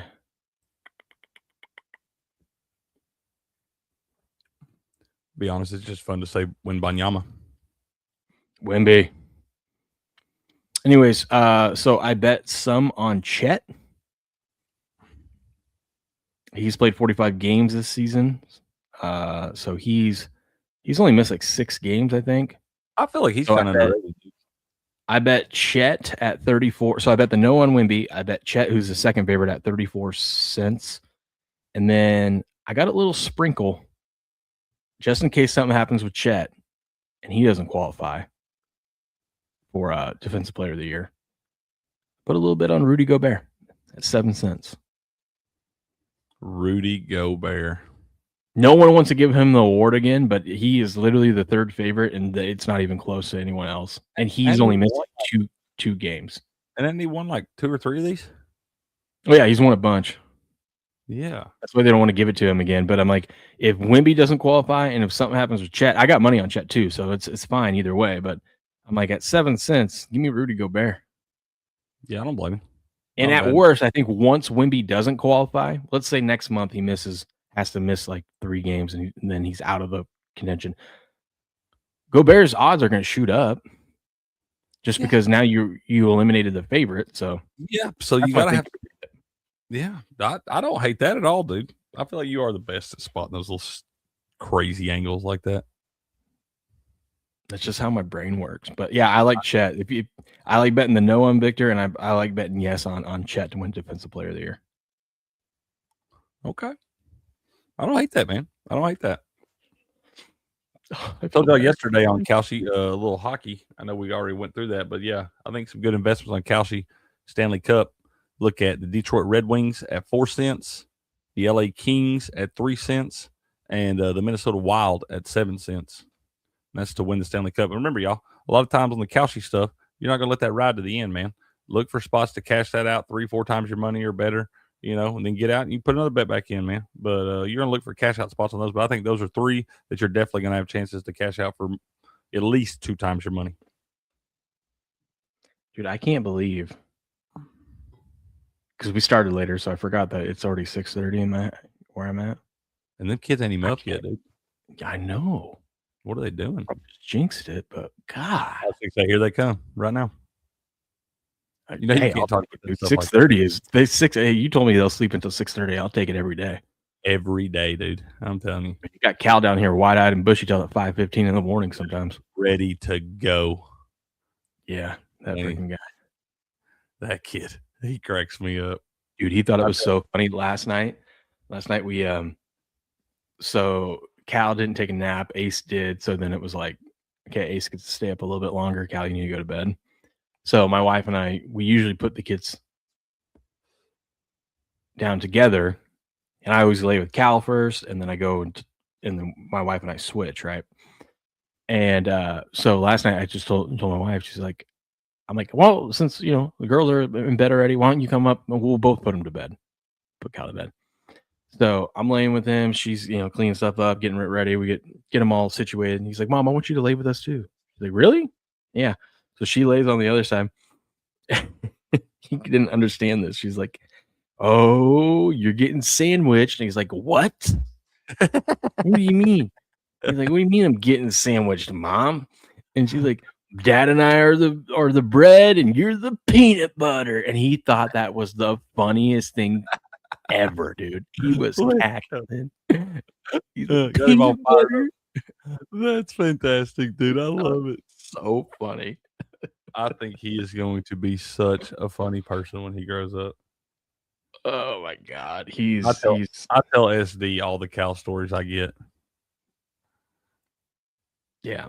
I showed her the other day where where she was doing the F-bomb jar thing. I showed her that little clip where we were doing all that. She thought that was hilarious too. She's always on Team Courtney though. You should know that. Yeah, she should be. Right. Oh, my kids. My kids. All right, let's get into we gotta get in some Super Bowl props. Absolutely. I don't know if you know, we have a football game this Sunday. They're playing football? Football. Let's Hold go. on, let me get this. Get this all pulled up here in a second. Mm. My wife told a crazy story on her Instagram yesterday. Her morning yesterday was insane. I feel like most mornings with all them youngins, I feel like most mornings are pretty Well, wide open. she had to, so this was her day. She had to take, so Ace had, when he was born, he was severely tongue-tied, but my wife was really nervous about getting it taken care of because she was really against Ace being so young and like having to put him under to do the surgery and whatnot. Yeah. So we never did it, and now we were like, we got to get this done, and so he didn't have to go under. They just gave him laughing gas and stuff now. Right. So he had that surgery a couple weeks ago, or a week ago or something, and then they had to go in and check in on it. So she had to take him to that appointment. She took Cal with her. My oldest daughter stayed back and watched the twins. And so she comes back home, and now she got to take her to school. So get all the kids back in the car, take them to school. So the girls, when you try to get them in the car, at least when my wife tries to get them in the car, they flip out. It's screaming like, she's like, I bet the neighbors think we beat our kids or something because the way they scream bloody murder trying to get those girls into the car. So Why? she's got to deal with that. I don't know, just a phase they're going through. Okay. Wow. It's something with my wife, because when I put them in the car, they're all happy and they are fine. Most kids And like riding in the car, man. they're just it's just a phase. That's So fair. so she's dealing with that. She's dealing with a pissed off teenager, almost about to be 16-year-old girl, because Those are a whole different animal. because of something I did yesterday morning. I open up the fridge. I'm waiting for the coffee to be made. I usually like to drink a 5-hour energy in the morning. I didn't have any. Mal had a couple of Lonnie's. I always get her some of Lonnie's, those little energy drinks or whatever. Too, man. Golly, I tell you what, SD, Court, and Mal and Trend would all be the best of friends. Yeah. So I usually always get her some, right? And so there was some in the fridge. I was like, oh, and there was 2. Now, if there was just 1, I wouldn't have drank it. I Right? agree. Okay. There was 2. So I go, oh, I'll have this one. Mal can have that one. I'll go buy some more tonight on my way home from work. She'll have some today. Oh my God. I was fixing to say, you motherfucker, I can't believe you would tempt that fate. Yeah, apparently that was the wrong decision because it was a huge deal. She was very upset. My wife was like, "Are you fucking kidding me? It's a drink. We'll get another one on the way to school if it's that big of a deal." Yeah, we'll get more. You'll have them. No, well, For she was sure. like, because she like likes to bring it so she can go drink them at school with her friends. I'm like, well, you had Right. one in there. Apparently, there was 2 in there for a reason. Oh, she had one for The her other friend. one was her boyfriend's drink, and I go, "Oh, I'm sorry, I didn't realize he doesn't have a fucking fridge at his house. You know, how am I supposed to know that?" Or his own fucking money. No, Buy well, your no, own damn Alani, boyfriend. I think he did buy them because they went when they All right, went well, to tough shit. Taco Thanks, Bell. boyfriend. I appreciate the Alani. Yeah, so I said, I go, how am I supposed to know that he's storing his stuff here or Mal's storing it for him here? Yeah. I didn't know. Yeah, his power been out, I guess. He doesn't have a refrigerator to keep his own cold. Hell, just put it I'm like, outside. Keep it cold, man. Shit. She was like, yeah, I know. I told her it's not that big a deal, but you know how when you're a 16-year-old girl, life's ending over the littlest things. Yeah, And my wife was like, literally, the school is right down the road, and on the way is a gas station. She's like, we will freaking stop at the gas station and get you one if this is a big a deal. But she was already in a toot over it, right? And my wife's like, next time, just don't. And I'm like, don't worry. I will learn quick. I shut my mouth, but I'm like, oh, I'm sorry. I've been the same. You know? I know exactly. I bit my tongue, but I'm like, oh, I'm sorry. Who buys all these? Who pays for everything? I know I'm like, exactly the situation that you are dealing with, and I understand. And sometimes I bet you just bite the tongue. And I'm like, and she still got one on the way to school. Like, what are we talking about? I'm like, and I bought her a case last night. I ate the last Pop-Tart one morning. So I think I had probably 3 boxes of Pop-Tarts, and I think I had 1 thing of Pop-Tarts out of the entire 3 boxes. But God Almighty, you would have thought you would have thought that thing cured cancer. So I left immediately. I didn't even let it get out of hand. I went to the Dollar General immediately and bought 3 more boxes of Pop-Tarts. Everybody got Pop-Tarts. Yeah, I was like I said, if it was the last one, I wouldn't have done it because that's mean. But I was like, right. There's 2 in there. How am I supposed to know that one's reserved? There's no Nobody no wrote their sign name on on it. it or anything. Yeah. I'm like, you guys drink my shit all the time. I don't get mad. They want you to know, even though SD is usually on Team Courtney, I'm on Team Will. I always have your back because I get it. We deal with very similar situations. Then my stepdaughter eats the last of everything. Yeah, I didn't even take the last. I know better than to do that. Like me, like even like if I've got the last one in there, whatever, I always tell you, get whatever you want in there. Get whatever you want. Give me a heads up. Don't let me walk in there thinking I'm gonna have it and then not have it. But if it's there, the last one, you can even have that of mine. Like I'm not even a dick. Go ahead, get it. I'll get me another one. But yeah, I don't touch the last thing anybody else's, man. Not in this house.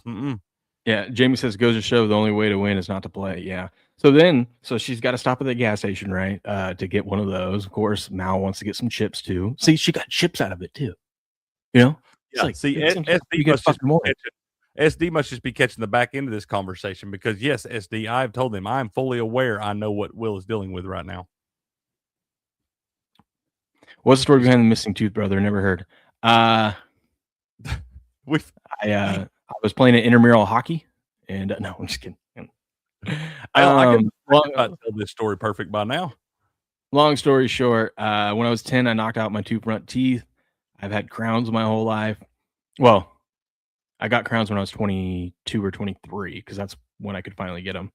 God, I couldn't tell you how many times you have to just put like fake teeth in that aren't crowns, right? The fucking, and every like couple of years, one of them would chip or break. One time I was out fishing, and my dumb ass decides to bite the fishing line like you're not supposed to do, and cracked one of those fuckers just in half. I go, God, I got to go back to the dentist. This sucks. Yeah. But I ended up getting crowns.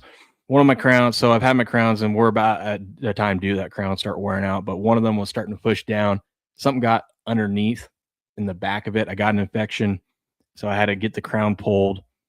There wasn't enough root there to put a new crown on, so I have to get an implant. So I gotta like cut that thing in and everything, don't it? It'll like heal up and all kinds of stuff. Yeah, so we've been dealing with this since end of June. But I just realized next month I'm getting a tooth. Yeah, dude, we're there. I knew once we got to We're Super almost Bowl, you there. had it whooped, man. So I've gone the last 6-7 months without a front teeth. I don't really notice it anymore. Because you just had the where they did the implant or whatever, because they had to like cut that and put the implant in, then you gotta let that heal. They had to pull all the other stuff out, then you have to wait 4 months for it to heal, and then I had to go in and they put the implant up there, and they gotta wait for that to heal, and then now I can get the fake tooth. Okay, fair enough. And then when that happens, this crown right here is probably gonna break, and I'm gonna have to do it all over again because that's my luck. Oh, dude, because both my front teeth are crowns. I would have almost considered doing them both at the same time. Crick, I would have, because I asked him about that. And I go, should we just do the other one now and get it over with? He's like, well, no, because it's still good. It's holding up. Yeah, but is it going to be good for long enough so I don't have to do this? Like, is this other one going to do this next June, and I'm going to spend another 8 months waiting on you to do all this? Here's the problem, Crick. He told me, you don't get a discount for doing both. So and they're $5,000 a pop. So he's like, you're going to be paying double for everything. I'm like, let's just do one. Yeah, that's the part that'll get you. You ain't even going to give me no discount, no 2 for 1 or nothing. No discount.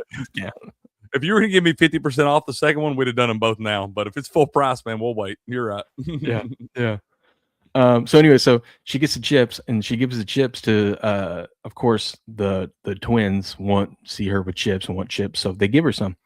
Apparently, and Crick, this is 3-minute drive down the road, right? The gas station is one of those minutes, and then it's another 2 minutes max to get to the school. Right.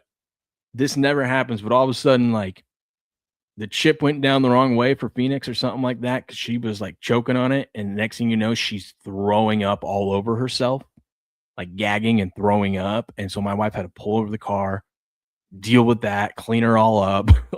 Oh my God, dude. This is all at like 7:30 in the morning. No, this is like 9 because they had that appointment. So she was going to school late. Either way, bro, right off the rip, really. Yeah, and so she gets her to school and she comes back. She's like, "Yeah, it was a hell of a morning." I go, yeah, that sounds terrible. Some days it just be like that. Good morning, Super Dan. You sneak in here, man. Yeah, he's been here a little bit. He has a roaster bike in his backyard. Didn't see the invisible clothesline strung across the yard. Yanked out his 2 front teeth. Damn, that hurt. Whew.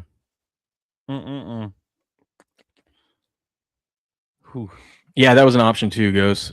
He went with a bridge. They told me I could have.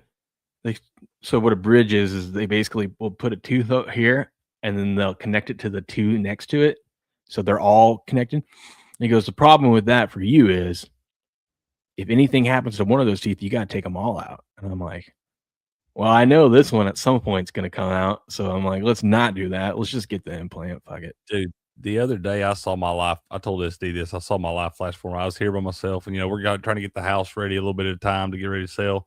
And the back deck was needing to be redone because some of it's rotten. So I was just going to tear it down, get rid of it, and all that. And I was like taking one of the boards up the other day when I was outside, and I was on the edge, and I swung. And when I did, I wasn't swinging hard. I was just kind of messing around, And I swung, and the hammer came up and went right over my shoulder like this. I came real close to knocking my teeth out the other day with a hammer, dude. I'm telling you, after that, you talk about everything I did after that was OSHA approved because I was being so careful. I just stopped. I just put the hammer down for a minute, and I was like, dude, you almost fucked up real bad right there, bro. Could you imagine what the show would be like if we both were missing our teeth? God, dude, that is the first thing I was thinking. I was like, oh my God, we would be the toothless wonders in there, man. That would be funny, dude. I'm telling you, man, I saw my whole ass life flash before my eyes. I just laid that hammer down. I was like, shoot, we need to walk this off for a minute. I was just thinking yesterday, I missed the story of Will's tooth, but didn't want to ask. Now I know. Ask away, dude. I tell it about once a week. We're at twice this week already. I was going to say, yeah. We'll tell it, man. I'll tell it next time because I know. That'd be kind of funny. You're quick talk about it. Let's find some Super Bowl props, man. Yeah, tell the people some of your favorite ones. I'll be right. Mm-hmm. Oh, you would do that, you dirty old dog. Put me on the spot like that. Y'all already know my favorite play of the entire Super Bowl is for both teams to punt on their first drive. The other day it was plus 310. Let's see if they've been listening and have drove it down a little bit because, man, I can find. There we go. Each team first drive result. Oh, they have. They've been listening. You dirty cocksuckers. I knew it. Now you can only get plus 275 on it, but it is still a winner. My best bet of the entire Super Bowl is both teams to punt on their first drive plus 275. They'll probably drive it down some more on us because I know they're out there listening, you dirty pieces of shit. But, yeah, go ahead and bet that plus 275. Take that money laying right there on the floor. Just bend over and pick it up, man. I'm going to look through some of these other ones here. Man, Super Bowl has so many freaking props. It's unreal. Novelty props. Let's look at these. What we got going on here? Opening, don't bet that. I think we better stay away from the damn novelty props. I feel like these are sucker bets, and they will. Oh, but I got to bet on the Gatorade color. I love betting on the Gatorade. I hit that damn thing a couple years ago. It was like 2 or 3 years ago. It was 8-1. I had purple. And what was it last year? We got to figure out what it was last year. So one of y'all, chat, help me out, man. Does anybody remember what the watercolor was last year, or the Gatorade color? Dude, I kind of want to do white's not an option, so water or clear is plus 1100. And man, orange is the favorite at plus 250. Blue is also plus 250. Yellow or lime green plus 275. Purple plus 700. Red or pink plus 750. I don't think we're gonna do red or pink. I wonder if the coach has any say in what kind of. But I'm telling you, if I was a coach, I'd be like, Theo Vaughn's got that funny skit, man, where he's talking about being on the sidelines at the Tennessee game, and they're up there. He's like, they just let me walk around everything, and he goes to grab a Gatorade bucket after the game if they won or something, and somebody yells at him. He's like, no, if you're going to Gatorade the coach, use water. And that's all I can think about right now when I'm seeing that plus 1100 on the Gatorade color being water or clear. I'm going to have a 5-piece nugget on it. It was yellow and green last year, SD says. Okay, so that's plus 275. I'm going to have a sprinkle on it to be water or clear. I want to know, though, if white, does that count as clear? Because that's what I'm thinking, man. The Arctic Shatter or that new Glacier Cherry or whatever they have, that clear white kind of color. Does that count? Because if that counts, I'm totally betting water or clear at plus 1100. Purple 2 years in a row before. The first year it was purple is when I wanted SD because I didn't go back to it the next year because I was like, no way it's going to be purple 2 years in a row. But, yeah, the first year I hit that thing, it was 8-1 on purple. And I think that was the Chiefs won that year maybe. But, yeah, I did hit that thing a few years ago. Man, QB to catch a pass, yes, plus 1100. I still like that. I got to find it again, man. But I like that one with the players to throw over 2.5 players to throw a pass. This thing, it was pretty good odds the other day. I got to see. That's the thing. I always find these damn things, and I can never get back and find them again because there are 8,000 options in here. I swear, every video that I clip out or stream that we do, we Uh-huh. always get comments that are like this guy commented on our Tom Brady. I clipped out the segment where we talk about Tom not picking the Patriots in the Super Bowl. I always get something like this. These guys don't have any knowledge.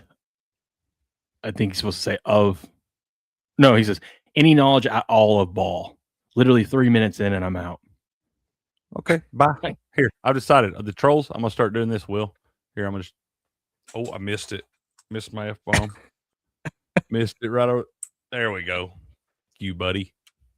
These Throw guys it. don't have any knowledge at all of ball. Literally 3 minutes in and I'm out. I just want to be like, okay, well, you fire up a video and tell us your hot take. Yeah, let us know what you think.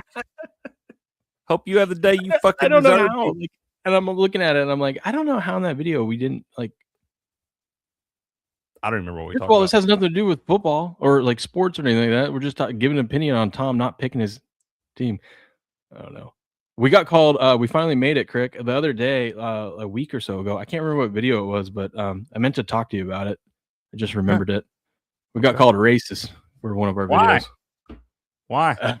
I don't know, but we finally made it. You don't make it on the internet until you get called racist.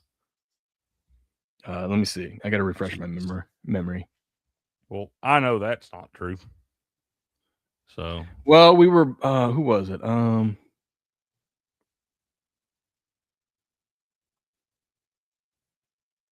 I don't remember what video it was. Through ad breaks. You have no knowledge of ball. If you don't want to. Jamie saw a comment on X said you have no knowledge of ball if you don't want to sit through the ad breaks. That doesn't make any sense either. Jamie, he said, if you're not racist in 2026, what are you doing? I know, right? You're not doing the internet right. You're not doing internet right. Oh man, everybody's always. Let me see if I can find it. We got everyone's turning an ant mole into a mountain, just thirsty for content. What do you expect Tom to say? I expect Tom to say he's a Patriot for life. That's what I expect. I expect people to stop giving a shit about stupid shit. Let's see.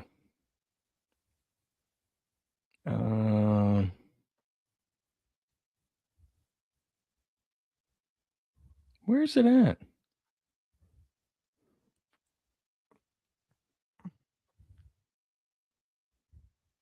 Oh, wait. There we go. Now I can find it. Scrolling. Seems like you're doing a great job.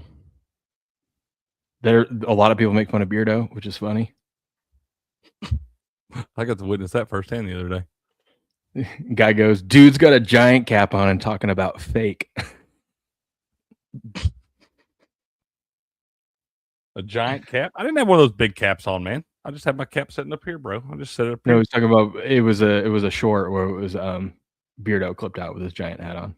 Oh, okay, cool. When he talking about me, okay, fair enough, cool. Beardo. I love it.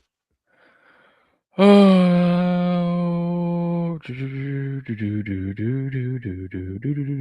where's it at? I don't believe it happened. It probably didn't. I probably made it up. Yep. Here we go.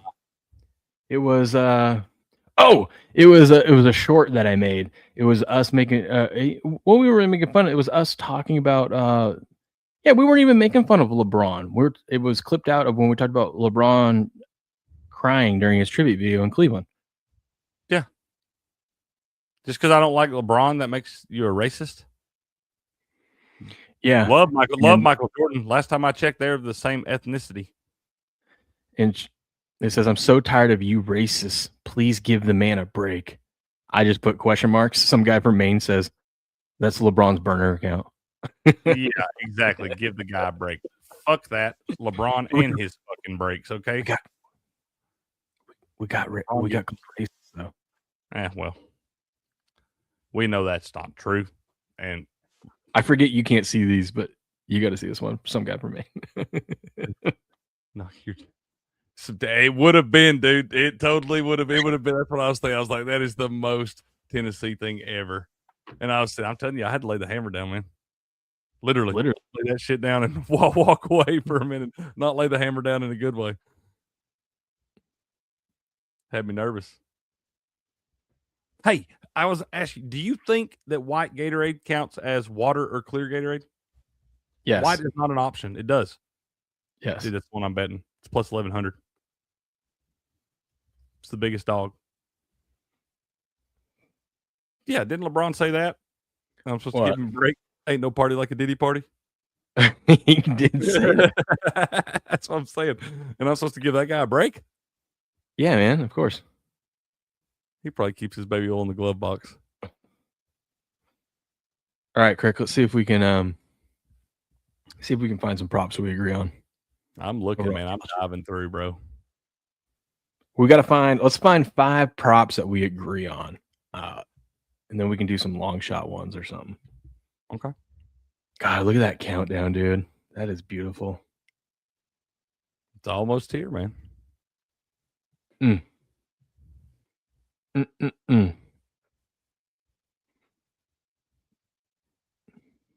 Hey, I have a list.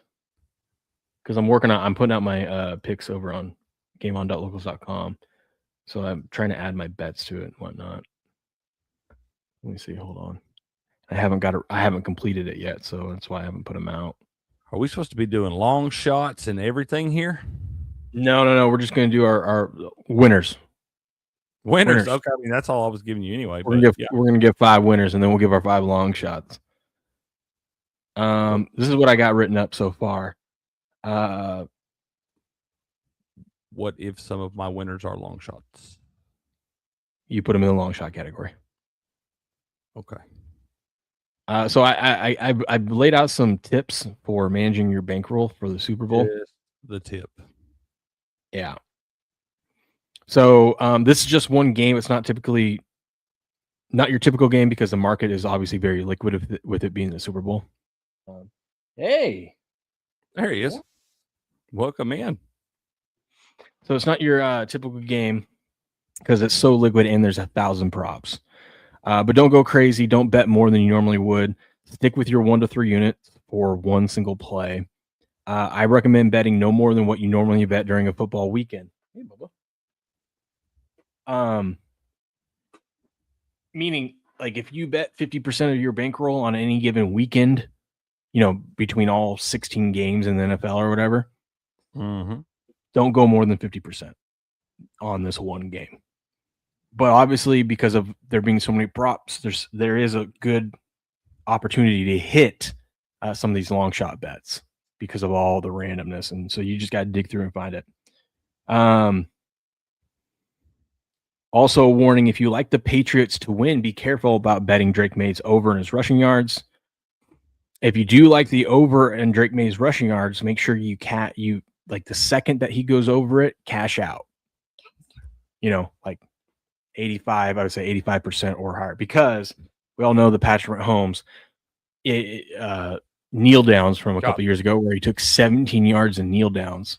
I don't think that's going to happen again, but if he is just barely over his rushing yards and you think they're going to win and it looks like they're going to win, well, he's going to be kneeling the ball down more likely than not. So those are going to go against you. And there is a chance that Drake May runs 20 yards back and just falls down or something, Yeah. That is a possibility. But that's why you got to do those on the prediction market so you can cash out. I got a different angle that I'm going to do anytime TDs. Don't go crazy on your anytime TDs because we know that it's the Super Bowl, and typically the Super Bowl first quarter scoring is low. Like, I wouldn't be shocked if it was 0-0. Would you be shocked if it was 0-0? Not at all. 3-0, 0-0, right? Yeah. And the Patriots are a very good second quarter and third quarter team all season long, so that's probably where they're going to do their most work anyways. I wouldn't hate if you decided not to bet any touchdown, like don't bet touchdown scores and wait until halftime and then dive into the market and bet them live because you're going to get way better odds. And honestly, it's like we'll have a touchdown or two in the first half, I'm guessing, but we're not going to have a crazy amount. We're going to have a lot higher scoring in the second half. So why not save that, get better odds, and bet the guy that you'll want to bet at halftime? What do you think about that? I like that, dude. I like that a lot. You will get much better odds on those at halftime.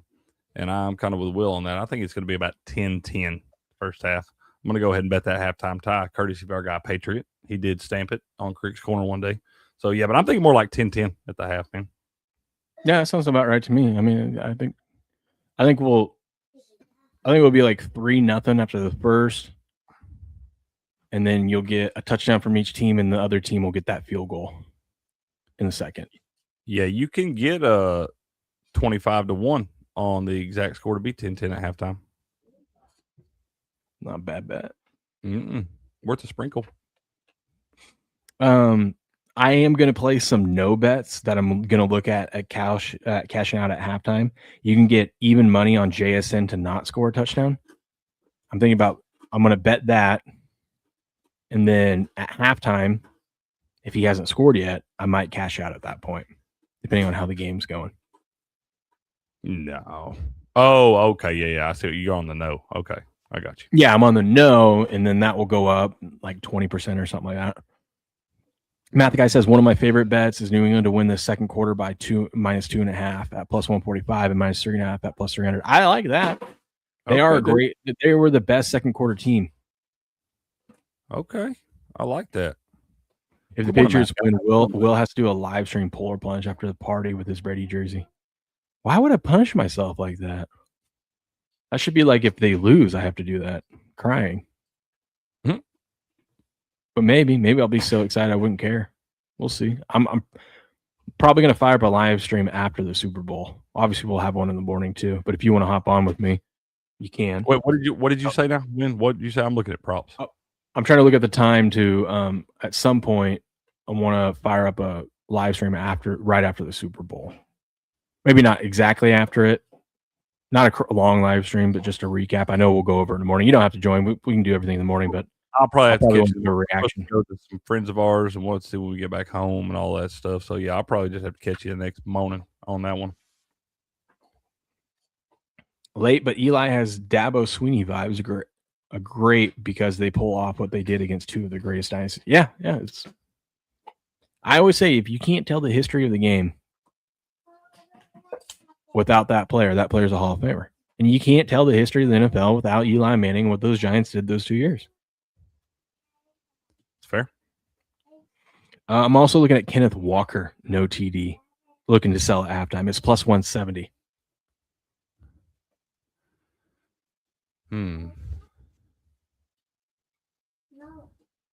Maybe. But those are just one of the ones I put out. I'm going to ladder the Patriots team total. 20.5, 23.5, 26.5, 29.5. I had to do the 29.5 crick just because it's +550. And everyone's going to say, I'm only betting those because I'm being a homer. I'm not being a homer. If this wasn't my team, there's always value on the underdog and going over their team total. Hey, Dada, look at me find. Oh my gosh. It was higher coffee maker. Was it? Yeah. What are you wearing? Look at this here. Oh, put it back on. Okay, now he's not going to do it. But no, I'm not being a homer. It's like the underdog. I mean, for the Patriots to get over 20.5 points is +117. That's a good bet. I don't hate it. For them to get 24 or more points is +170.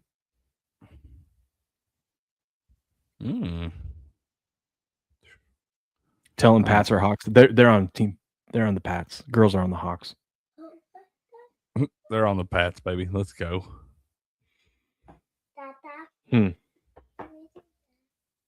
This? Man, this. I'm in props, y'all. I ain't zoned out. I'm looking here. I'm in the lab. I want to do that guy too. What guy? This one? Yeah. Let's see here. What y'all saying down there? It's right there. Team total bets. Yeah. That's what we were just talking about, wasn't it? Yeah, team total. No. I laddered the Patriots from 20.5 up to 29.5. I just think it's good value. Man, I can give you some ones I like here. I like Jason Myers, 10 plus kicking points at plus 150. A little bit, not right now. Here's one that a lot of people probably ain't looking at. I like both teams to complete their first pass attempt. Yes, at even money. Who? Both teams to complete their first pass attempt. Even money. I like Yes. that because you feel like it's going to be like a dump off, right? I do. I feel like it'll be easy trying to get them settled in the game. We know who's playing quarterback for both these teams here. Both been playing well. I think it'll be some easy little short intermediate route just to kind of get them settled in. You get even money on that. I think that's a good bet. Super James says, if you like the dogs team total over, don't you have to sprinkle a little parlay on their spread or money line also? It just depends. I'm trying to take my homerism out of it, and I don't want to put myself through a Patriots money line ticket instead, because I could see I like the over in this game. A lot of people like the under. I like the over. And so I could see a world where the Seahawks win 34-27 or something like that. So you'd get screwed on those. So instead, I'd rather just root for my team to score points. And I think there's really good value because the Patriots have not put up points in the playoffs. Everyone's talking about how their offense isn't going to be able to move the ball. Once again, here we are. This offense isn't going to be able to move the ball in this defense. Look at the great defenses they played in the playoffs. They barely put up any points. I contribute that to weather more than anything. And so obviously we're not going to have weather issues. So I think the better value, and personally, I'd rather just bet on my team to score points. It's fair. Because it could be a shootout and the Patriots could still lose. The Patriots get 30 points and still lose this game. I wouldn't be surprised at all. They could. I like this one, and we got to give a shout out to our guy, Heavy Steps, on this one. He got me paying attention the other day, but he kind of likes this, I believe, if I'm not mistaken. But George Halani, backup running back for Seahawks, under 1.5 receptions at plus 109 is what you can get it at right now. Now, don't get it twisted. You're probably going to have to sweat that damn thing, because that guy will probably catch one like beginning of the second quarter, and you're going to have to sweat the rest of the game. But I like that one too. Under 1.5 receptions at plus 109 for George Halani. I like your to go along with your punting. Both teams punt in their first drive. I did see some sharp bettors like over the 7.5 punts for the game. They think Seattle is gonna be able to stop the Patriots and make them punt, but also Mike McDonald, it was the least aggressive coach this season. So they think he's going to continue to be conservative, and on those 4th and shorts, punt the ball. You don't do that all year long to get to the big game and not be that way. But yeah, no, I like the odds have already come down on it too. When I gave it out the other day at plus 310, we're already down to plus 275. So they know. That's happening, man. Lock that in. This is weird how they have it pulled up on here. Oh, here we go. Because that's like, because people might say that, like, if you like the punts, like both teams complete the pass first attempt, it's kind of anti-correlated. But I don't necessarily think so, because we were just talking about, I think it's going to be some short little pass. I mean, hell, it can even complete the pass for a lost yardage or something, you know? So it's like, it doesn't necessarily have to be like it's a big pass down the field for them to complete both of them. I don't think they're going to try that right off the rip. I think it's going to be some short 4 or 5 yard route, either that or a dump off to a running back. Craig, James wants to know, Barnes is going to have a Super Bowl preview stream tonight on Sports Picks. I have no idea, buddy. I have no idea. If he goes live, then he will have one. Otherwise, I have no idea what all he's got going on right now. He's got a lot of different things that he's doing. I'm sure he'll probably try to get one. I don't know. I think on his last, didn't he cover the Super Bowl in his last stream? So if he covered on the last one, he probably won't do another one, man. But I don't know. I can't speak on it. I have no idea. We'll have to wait and see. I'll tell you the way you know if Uncle Bob. Oh, he wasn't asking. He said he will. Oh, okay. Oh, he will. Okay, cool. Yeah, fair enough. My bad. I was gonna say if Uncle Bob tells you he's gonna be there. So yeah. Cool. I forgot to tell you. I made a deal with Buku. With Buku or Puka? Yeah. Buku. Okay. Did he tell you? Did he tell you what the deal was? I don't know yet. I don't think so. It was I thought it was pretty fair. So you know how you're doing the king of the end zone? Mhm. Who'd you put on? Kyle Williams, right? Yeah. I asked Buku, had he placed his king of the end zone bet yet? And he said no.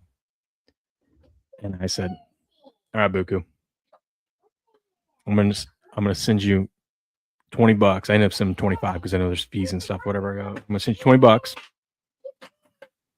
I want you to put this if you this is your decision, because Steps was in the chat with us. He's like, this sounds illegal. I don't want to be a part of this. I go, I'm just giving you money. Shut up, Steps. I know. I go, Buku, I'm giving you money. You can go buy golf balls with it. You can go buy a lunch, or you could go and place maybe pick, I don't know, Travion Henderson to be king of the end zone. I don't know. You do whatever you want with it. I'm just giving you money. It's just a gift. Yeah. So I told him to put the $20. If he did, I think it would be wise to put Travion Henderson king of the end zone. And I said, here's the deal. It's a free bet for you. If he wins the king of the end zone, right, we split the bonus or whatever, right? Well, however we cycle through that, we split the bonus. If he scores a touchdown but doesn't win king of the end zone, you just keep it, which is like over $100. I'm like, you just keep it. So it's a free roll for him. Fair deal, man. That's a fair deal. Yeah. Good. I'm in it to win the big one. I don't care about him scoring a TD, whatever. We want bonus bets to play with. Yeah, that's what I want. So I'm like, so it's a free roll for you. You either get to split the king of the end zone, or if he scores a touchdown, you get you get a honey bun. And if he doesn't score, it was a free roll. You didn't put any money in it. Be a damn fool not to do that. Yeah, I would have done it with you, but you already placed it. So yeah, no, you're good. Yeah, I did. I did put $10 on him. So I normally just throw the 5-piece nugget because usually I like to take somebody with long odds, but I was like, no, I'm gonna put $10 on him this time. So we'll see, man. We'll see. I was thinking about it because we were talking about the Kyle Williams and was driving to work yesterday. And I was thinking about it. I'm like, dude, I love Travion Henderson. I'm laddering his 30 plus. So he's 30 plus yards at plus 200, 40 plus yards at plus 400, and 50 plus yards at plus 800. So I'm like, dude, I like that. And I'm talking about how this guy could run. He could get a 60-yard touchdown in this game, No, he's fully capable of taking it to the house. And that would win king of the end zone probably. Yeah, right? I'm telling you, I think a 50-yard touchdown gets you king of the end zone in this damn thing. So I was like, man, I got to have some action on this. So I went to my guy. Feel like, I know we're all fully aware of who Travion Henderson is and stuff, but it ain't quite Travion Henderson's time yet. You still got to remind, doesn't this feel like it could kind of be like a coming out party for that guy? Oh, 100%. Because, and what made me think about this was I was listening to people and they were talking about don't bet Travion Henderson in this game. He only got 4 carries last game. He's a liability. He can't pass block. They're not going to use him. He's the Seahawks don't blitz, so they got an extra guy, blah, blah, blah. They're talking and they're laying it out. And I was listening to Warren Sharp talk about this stuff. Like, you can't bet this guy because he's just not going to get the volume in this game because they don't trust him. And I'm like, until they do. And he only needs a couple of carries to break one. You know what I mean? He takes his first 2 carries for 43 yards, and they're like, we got to get this guy. Listen, I fully believe that obviously Stevenson is going to be our workhorse. I'm not saying he's not. He's going to get a majority of the carries. I'm just saying, to win this long shot, I'm going to pick a guy that no one's looking at and a guy that does have the potential we've seen this year to bust a long run. He can do it. Will he? Probably not, but he could. It's worth a shot. I watched it firsthand against my Buccaneers. He waved bye to you guys and slowed down. He looked at the sideline to see if they wanted him to slide down in play or not. The stupid thing that I hate. He literally let off, looked over there, and then took off again. You know what I just thought of? That's how I'm going to lose this bet, Crick. That's how I'm going to lose this bet. He's going to go. Oh my God, he's going to break. It's going to be the end of the game. He's going to break a long one, and they're going to tell him to get down to win the Super Bowl, and it would have won the king in the end zone. He's going to fall down on the 5. He's going to slide down the 1-yard line. That is disgusting. That's how we're going to lose it. God almighty. Blue would be so mad at us for willing that into existence. Oh, that's all right. You'd win the Super Bowl at least. Some guy from me testing the stream out. Yeah, he's on the mobile version right now, the vertical. Okay. Yeah, it's been working. We've been getting a lot more views too because apparently YouTube's pushing it. They want you to stream to both your normal and mobile. So, all right. really, it doesn't matter to me. I mean, it's not any more difficult. StreamYard takes care of everything anyway. So I was like, well, we'll try it out, see how it works. Absolutely. Yeah, man. So I like between our two, Kyle Williams and Travion Henderson. I like our chances. That's what I'm saying, dude. I'm feeling like we've got a shot. They're all winners till they're not. 100%. It's under till it's over. Yeah, but I do like laddering Travion there. I like Chase on for a sack in this thing, man. Okay. Plus 207 on that. I also like Jake Bobo, 1+ receiving yard, plus 161. We need our guy to have a catch. A catch. He's gonna have a catch with -1 yards. For -1 yards on some stupid slip screen or something. God, they don't throw him to that guy. If you're going to throw a slip screen, you're throwing it to Rashid Shaheed. So I feel like any pass that he's capable of catching should be past the line of scrimmage. We need to get our guy to have one catch. I forgot to tell you. I was thinking about this. I was thinking about how Bill Belichick would approach this game, and I think we might see this from Bravel. I was excited that we might get not on every play, but for a good chunk of the snaps, we might get Christian Gonzalez on JSN. That matchup. I don't think we're going to get that. I don't think we're going to get that at all. Why not? Because how Bill Belichick and how the Patriots do this sometimes, they're going to double team JSN. God, somebody's going to tell you that we don't know ball because you're talking about Bill Belichick, and they'll be like, he doesn't even coach them anymore. No, it makes sense. They double team. They have one guy down and the safety over the top. They double team JSN, make him throw into that zone. And here's the stats. Hold on, Bubba. Here's the stats. When Darnold throws to JSN in man coverage, they're amazing this season, of course, because JSN man coverage. When they have to throw into zone, a lot worse. So I'm thinking they're going to double team, put a zone on JSN, and then that leaves your best cornerback. This is what Belichick did all the time. They would double team the best receiver and then put your best cornerback, lock down their number 2. So you're going to see Gonzalez on Shaheed or whoever the number 2 is on, I think, on most of this game. And that actually is the smart way to play it. Force Darnold to be uncomfortable and force him to try to run on you, which we know you got Milton Williams in there. No one can run on this Patriot. I think that's going to be the game plan. So I don't think we're going to see that Gonzalez JSN, unfortunately. And they're fully preparing for him to be on him a lot. So throw at something at him that they're not expecting right there. You know, I'm here for it. Sorry. I could see that. I was listening to someone talk about it. I go, that makes a lot of sense. Like that's how I think Vrabel knows this. Vrabel's smart. I think that's probably how they're going to approach this game. I don't necessarily disagree with you there. I don't. That doesn't seem like a bad game plan at all. I don't think there's that much value on that. I mean, hell, it could happen, Jamie. We do need to talk about a little bit that thing you sent me the other day after the show about the octopus. Oh, yeah. There's only been one. Do not bet for there to be an octopus. For those of y'all that don't know, an octopus, you have to score the touchdown and you have to score the ensuing 2-point conversion. You can't have like a touchdown and 2-point conversion later in the game. It's got to be that you score the touchdown, you score the 2-point conversion. There's been one player to do that in the history of the Super Bowl. It was Jalen Hurts a couple years ago. What is there only been like 7 in the history of the playoffs or something?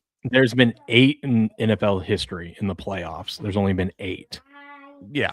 And they're only giving you That's like a lot of games.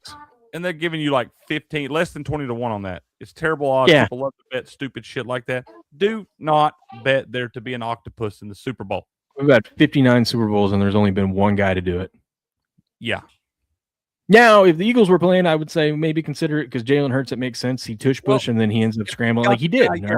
You've got the only guy to ever do it, and he's playing in the game again. Yeah, maybe then worth the sprinkle. I could see it then being around where the odds are now. But the fact that nobody else has ever done it, and the guy that has done it is not playing in the game, the odds should be like 100 to 1. More than that, maybe 1,000 to 1, I would say. That's what I'm saying. He'd have to at least give me 500 to 1. What? That's what way up there for it to be worth a sprinkle, man. It'd have to be 100 to 1 to $2. Jamie says also thoughts on their no 2-point conversion. It appears both teams have done it rarely this season. Both of these teams are very conservative. Seattle is more conservative.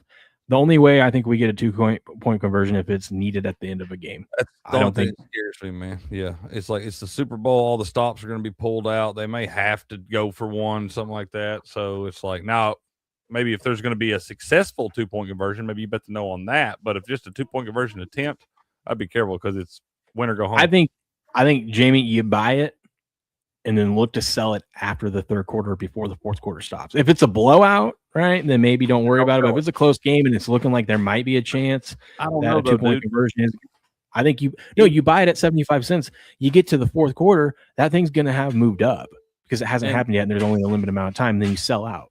But you probably sell it out no matter what, even if it's a blowout, because even in a blowout, they're going to, if they Oh, score, yeah, they might. But I think that's the yeah. way to play it, Jimmy. Buy it at 75, and I doubt it's going to happen before the fourth quarter. You really think it would go up that much, though?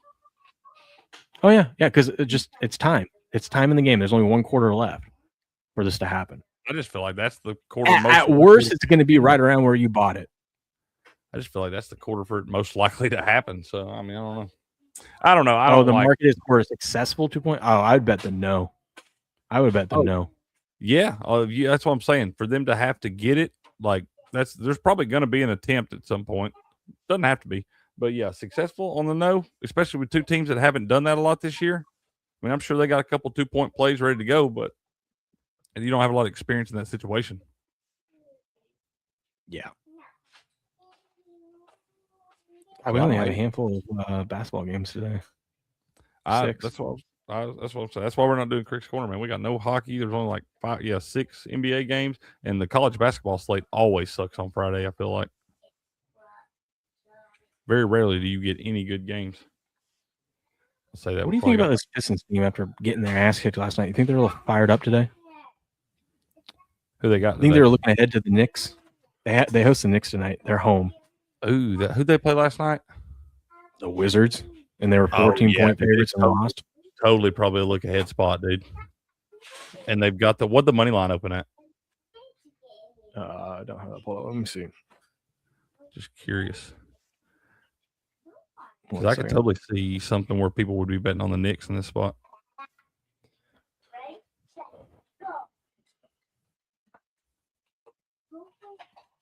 I'd say right now I'm showing minus 105. Oh my gosh.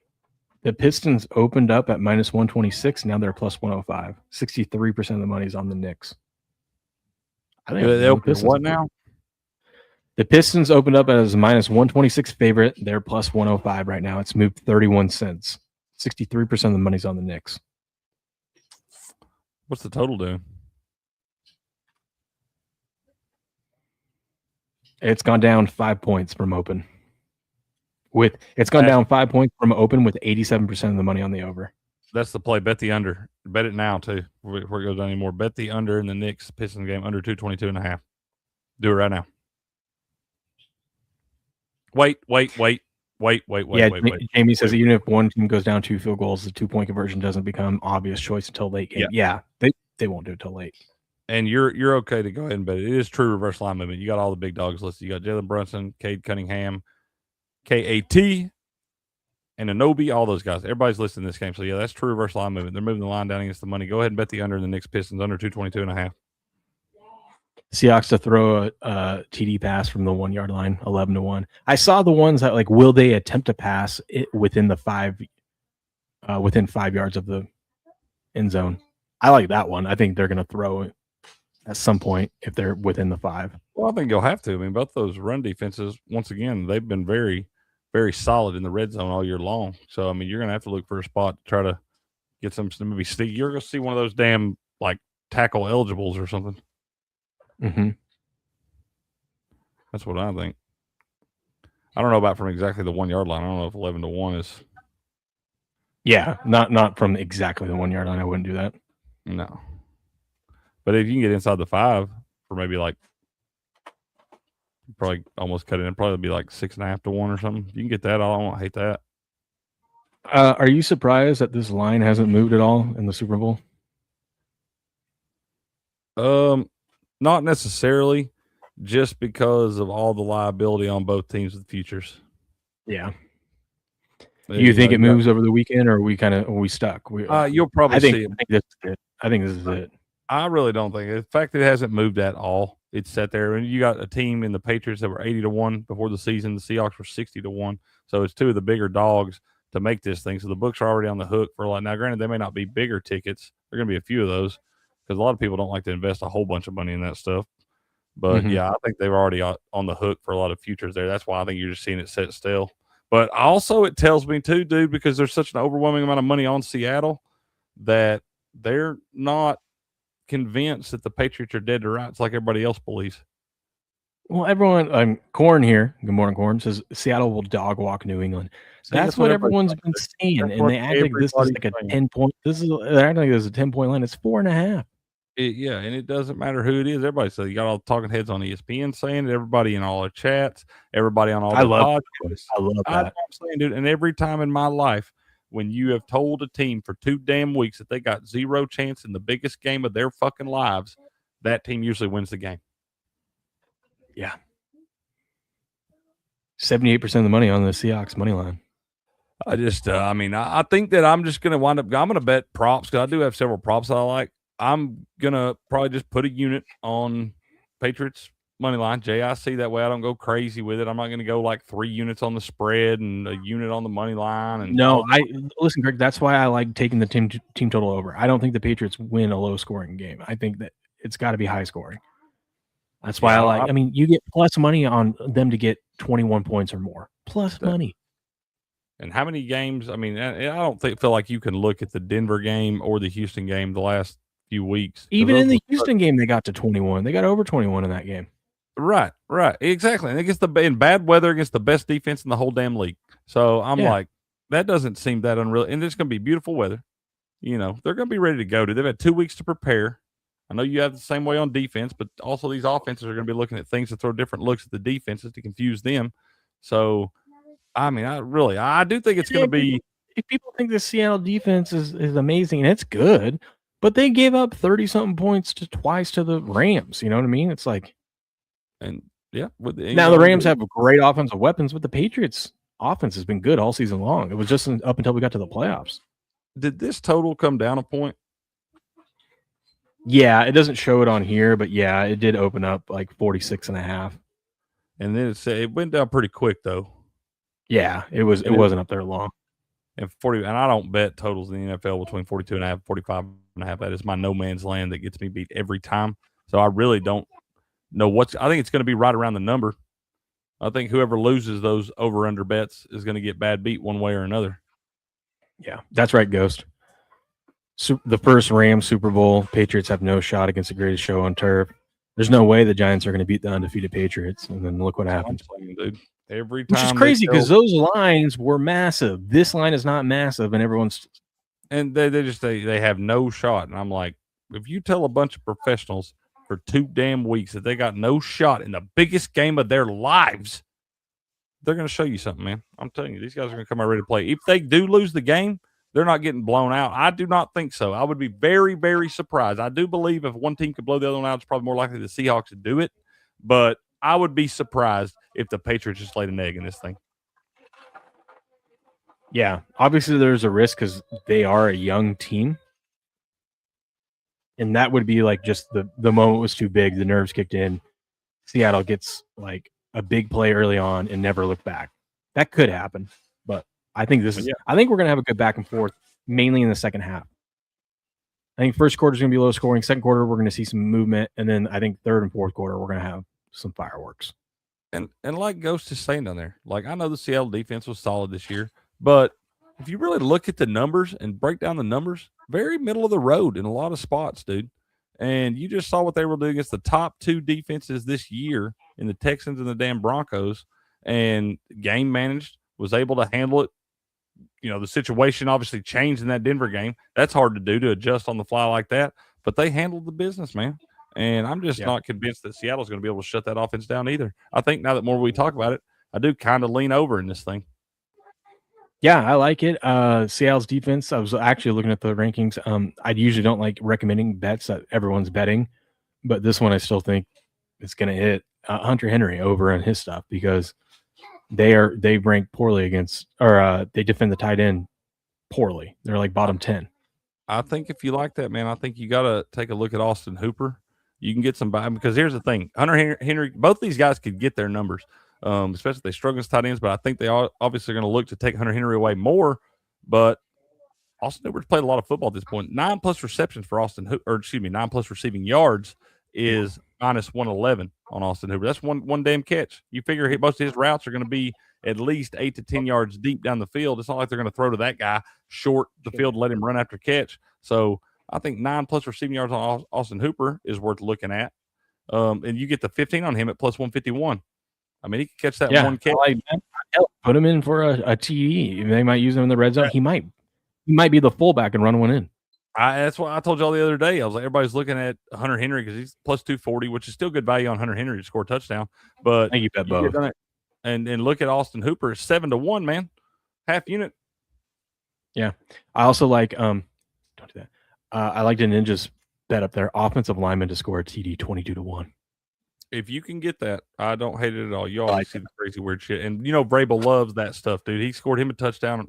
He scored a couple touchdowns in Super Bowl, didn't he? In the Super Bowl. Yep. Yeah, that's what I'm saying. He loves shit like that. He want to get somebody involved. Yeah. Hot Fought says Matt Collins 2 TDs. I don't hate it. He could have a big game. I just like Matt Collins. Probably Drake may trust him in a lot of spots, man. I don't know that I like him for the TD necessarily, but I do like looking at his maybe receptions. Let's see what his yards over. Yards over because they trust him a lot in those third and long situations. They're looking to Matt Collins a lot because he can go up contested plays and he makes those contested catches. So I don't hate that at all. I mean, he's averaging. You got 27+ for him, 40+ for Matt Collins is plus 188. He's averaging 37.6. I don't hate it either, dude. I don't hate it. Let me see his receptions. What's his receptions at? Matt Collins. I mean, I like this, dude. 3+ receptions for Matt Collins, plus 131. Yeah, I'm gonna probably tell that too. Yeah, I like that one. And I think you can even ladder him up. You get 4+ at plus 312, 5+ at plus 710, dude. I think you could ladder him to 5. Ace, I'll get it for you in a second. Okay, we're gonna have to wrap things up there. These boys are. Yeah, dude, it's all good. I'm ready when you are, sir. We're gonna have more time to talk about it. We got the round table on Sunday and all that. Hey, we're at the round table Sunday. I'm gonna try to go live at nap time today and do maybe some Rumble Premium or something. I don't know. So we'll see. If I don't get to it, I will be live tomorrow morning, 5 a.m. Pacific. Jamie is going to be joining me. It should be a fun show, of course. And then we'll be back for the round table. Wise Guy Roundtable for Super Bowl edition. This is literally our Super Bowl, Crick. Yeah. Shows. Yep. Super Bowl shows, baby. The biggest show we do. It's right up there with the NFL draft. They're neck and neck. Most pro. Anyways, thanks for hanging out with us this morning, guys. We'll be back Sunday. Like I said, I'll probably be back at some point today, definitely tomorrow. But until then, good luck, good gambling, and game on.